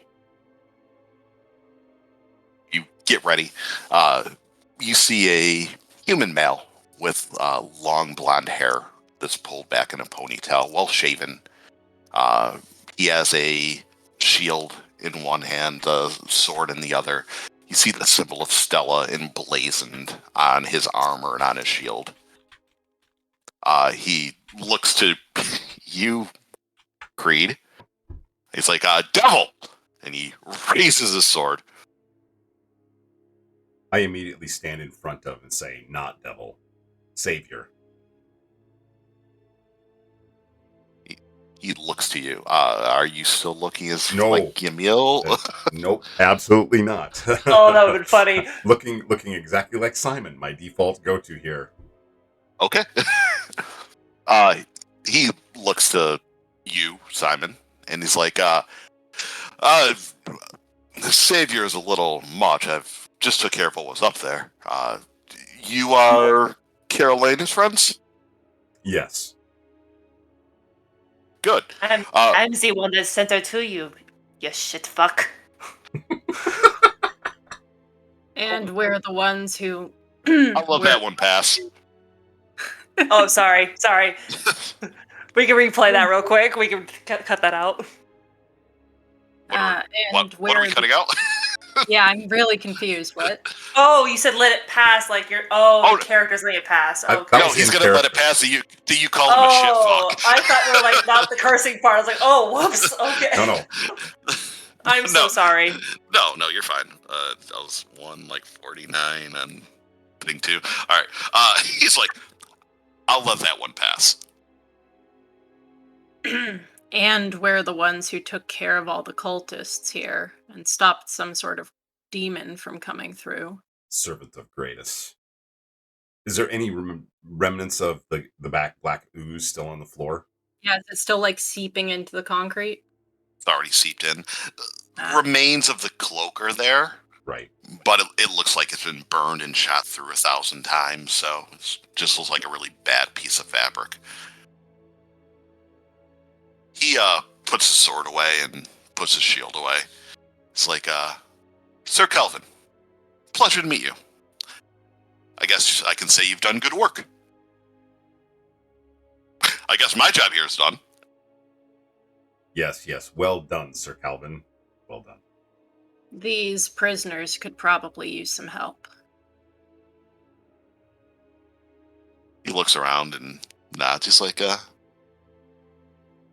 take care of that. Is there anything else you need? How are Carolina you going to said take care of it? Well, get them out of here. Okay, just double checking. It didn't seem like it was that difficult of a task. Creed is going to hold her tongue and just bite her lip because she doesn't want to die tonight. So, you look like you've seen better days. It was a difficult battle, I take it? Yeah. Any battle you can walk away from is a good one. Speaking of walking in the way, Creed starts walking towards the stairs. Have we looted the bodies like the other bodies? I just posted that. Oh, The cultists really didn't have anything on them. They had the daggers on them. They had the masks that you may want to take for your collection, or never look at another mask again. Yeah, right. No, I'm Either taking way. them. We're taking the daggers. We're taking the masks. Okay. They really didn't have anything else on them. Anything they probably had of value or personal belongings was probably left upstairs. Well, any chance we could get somewhere to rest taken care of too, considering how much we just helped the city? Sir Kelvin looks to you and he offers you a pretty brilliant, bright, pretty boy smile. Maybe it's a little grating, or maybe it's kind of relaxing, depending on how you want to view it. It's like, for the greater good, you don't always get a reward. You're here. You've done an amazing job. I'll be happy to let the Church of Stellan know of your deeds. Carolina spoke very highly of you. Creed's gonna lean into Nawada real quick and under her breath, like, I'm gonna fucking kill him. With that being said, what brought you all this information today? How did you come about all of the issues that they had in Port Basilorn? And he's freeing the prisoners and helping them up and comforting them as they're pretty frantic, even though I'm not role-playing out how frantic they are. We show them the flyer. You don't have it anymore. You gave it to Carolina. Carolina, curse her. Carolina, go ahead. Cora will just look over to Nawada to see if he wants to, what he wants to reveal. Considering it's who he looked like, that is what brought us all the information. We'll just, we came across information from the Red Raven Inn of an Alvin something or other that led us here, and after Lockwood, is he here? He not. Reaches for his sword. Oh, he puts his sword back away. Why do you say? There's been many bounties out on his head. Oh, well, he's dead. Thanks to us. Thanks to you. Yes. But he's not here. That's correct. Where is he? Well, we left his body back at the Red Raven Inn. Probably in Delcott somewhere, is my guess. He raises his brow. You killed him without realizing there was a bounty on him. Well, he was clearly bragging of his placement here. That's why. Give me a deception roll. Sure. Come on, deception. 17. He raises his brow a bit as he looks you over. Well, if you did kill him, and the Nightmare Speaker is no longer with us, and the bounty was on his head, I'll make sure that you get it. We'll just need confirmation that he was killed. Do we have the letters still? Yes, we do. I present him with the letters. We took this from him, off of his cold, dead corpse. He looks it over and then he hands it back to you. We'll need to see the body. Very But well. he shrugs.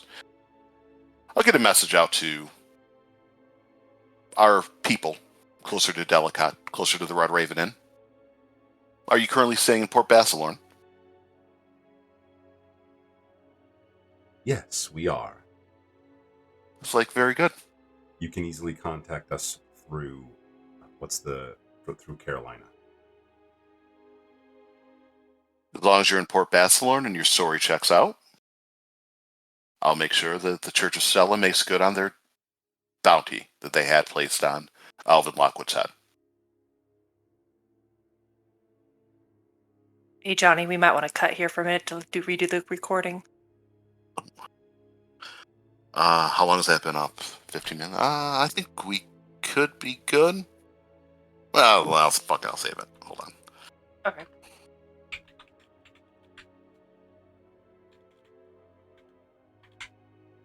Yeah, I caught that, Bruce. Technically. Technically. Wording. Implications. Make rash decisions based on fear. Exactly.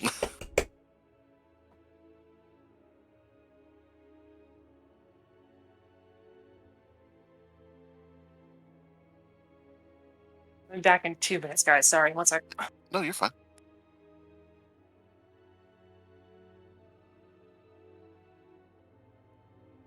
Me too, in that case.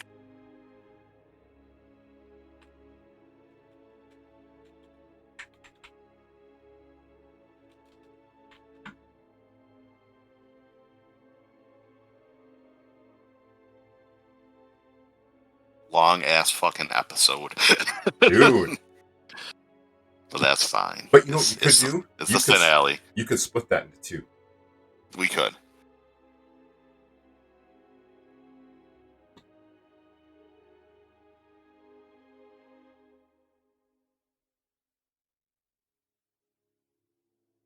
Or it's simply an extended one, being that it's Yes. the finale.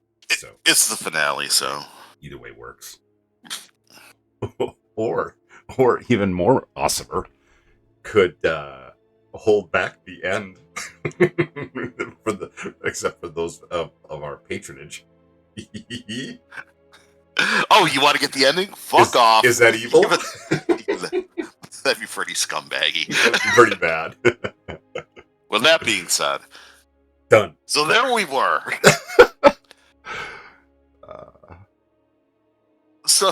So on an amusing side note, during the week, like Monday to Friday, I'm like, oh my God, it's noon. I'm so hungry. If I don't eat, I'm going to starve. Right. So on Saturday and Sunday, it's like, oh man, this is like 3:30, and I've had nothing all day. No. But I'm not at work, so I'm good. So things are fine. So everything's fine. I'm not hungry.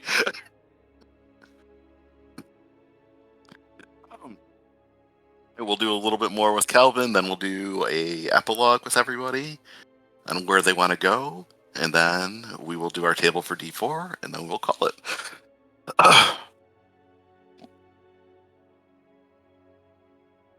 Do we want to finish this off first and then take a quick 5, or should I do that now? Take a little Just do it now. Do it now while everybody's gone, I'd say. I'm like AFK.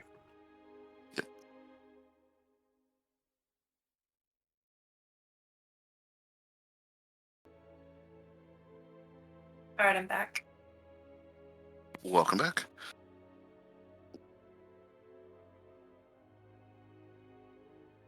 Everyone's taking a quick 5. Except for me. Yeah, that was a good combat, man. That was right down to the fucking wire. Oh my God, I was like, crap, do we need to turn up the lights in here? We've snuffed out 90% of the lights. I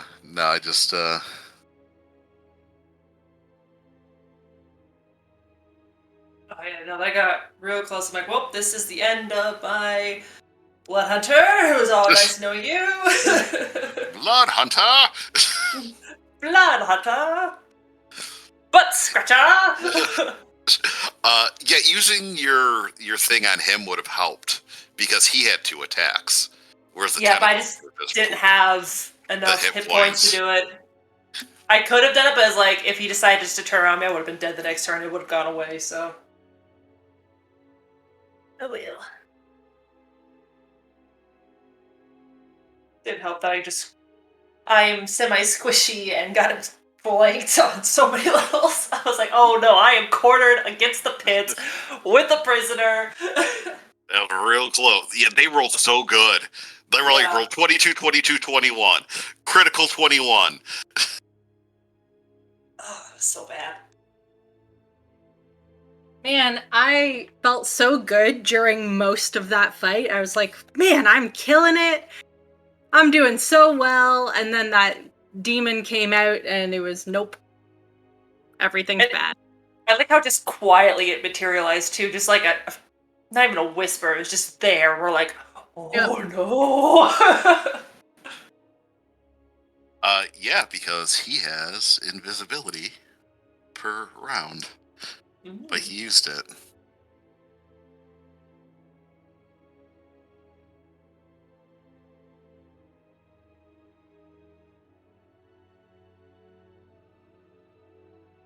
What's invisibility per round different from normal invisibility? I know normal invisibility, you attack or get attacked, it comes undone, but... He could use it like once per round. Or, not once per round, but like once per short rest. Without anything, and it would just last for a round. So, he came in when you guys were breaking everything down. Oh, was this... No, Yamil was the owner of the place. Never mind. So Yeah, this like... is potentially the Lord? This was the demon that had been killing everyone that you guys have been in contact with. Yeah. Okay. Yeah, like the cultists in Yamil were nothing. They had 9 hit points. Yeah. They were just supposed to be an inconvenience. I figured you guys would run through, but you guys just couldn't hit them or couldn't get dropping them. And then the tentacles, again, were just another inconvenience. They weren't doing damage, but trying to pull people into the hole. So just another threat. And then the big bad, that was a good combat. That was really good. Yeah. I was on the edge of my seat. No, I figured because you mentioned... Oh, I don't want to say too much because we should save this for the thing. Yeah. The after show. But I figured because you mentioned it was the tentacle was trying to turn her head around like we'd found the lawyer. It was like, oh, this is what did that too then. Okay. Yep, and that's why you guys were able to find it, because it could turn invisible temporarily and then get enough distance between itself and everybody else. I should 100% get food. I should order food. Yeah, I'm gonna cook some lunch after we're all done here. Yeah. Maybe we'll just make the epilogue you guys walking away from the building, and then we can end it there. That could be a good way to do it. Yeah, could do that. Yeah. Give you guys one last good conversation on the way out. Did I start recording this? I think I did. Yep, okay, so we're recording now. Okay, so, you guys finish up with Kelvin and free the prisoners, clean up the mess. He says he will have more members of the Church of Stella come here and finish everything off. So with that being said, the 3 of you exit the manor house. You see there are guards that were hired that are dead outside that Kelvin looks like pretty easily dispatched and disposed of. And you start walking away from the manor house. The overall feeling that you've gotten since you were in Port Baslorum of that subtle, overwhelming sense of dread seems to be lifted. It seems to be gone. Well, it would seem that that which was askew is straightened, at least for now. How are you feeling, Creed? Any dreamy dreams to be aware of? Do I feel like the dreams will have gone away after this? You're not sure. Maybe in the morning you'll have a better understanding. I think I will need to bed down before I can tell you that. I don't think it goes away as easily, though.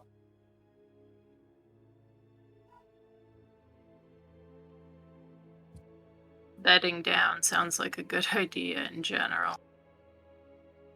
I'm beat.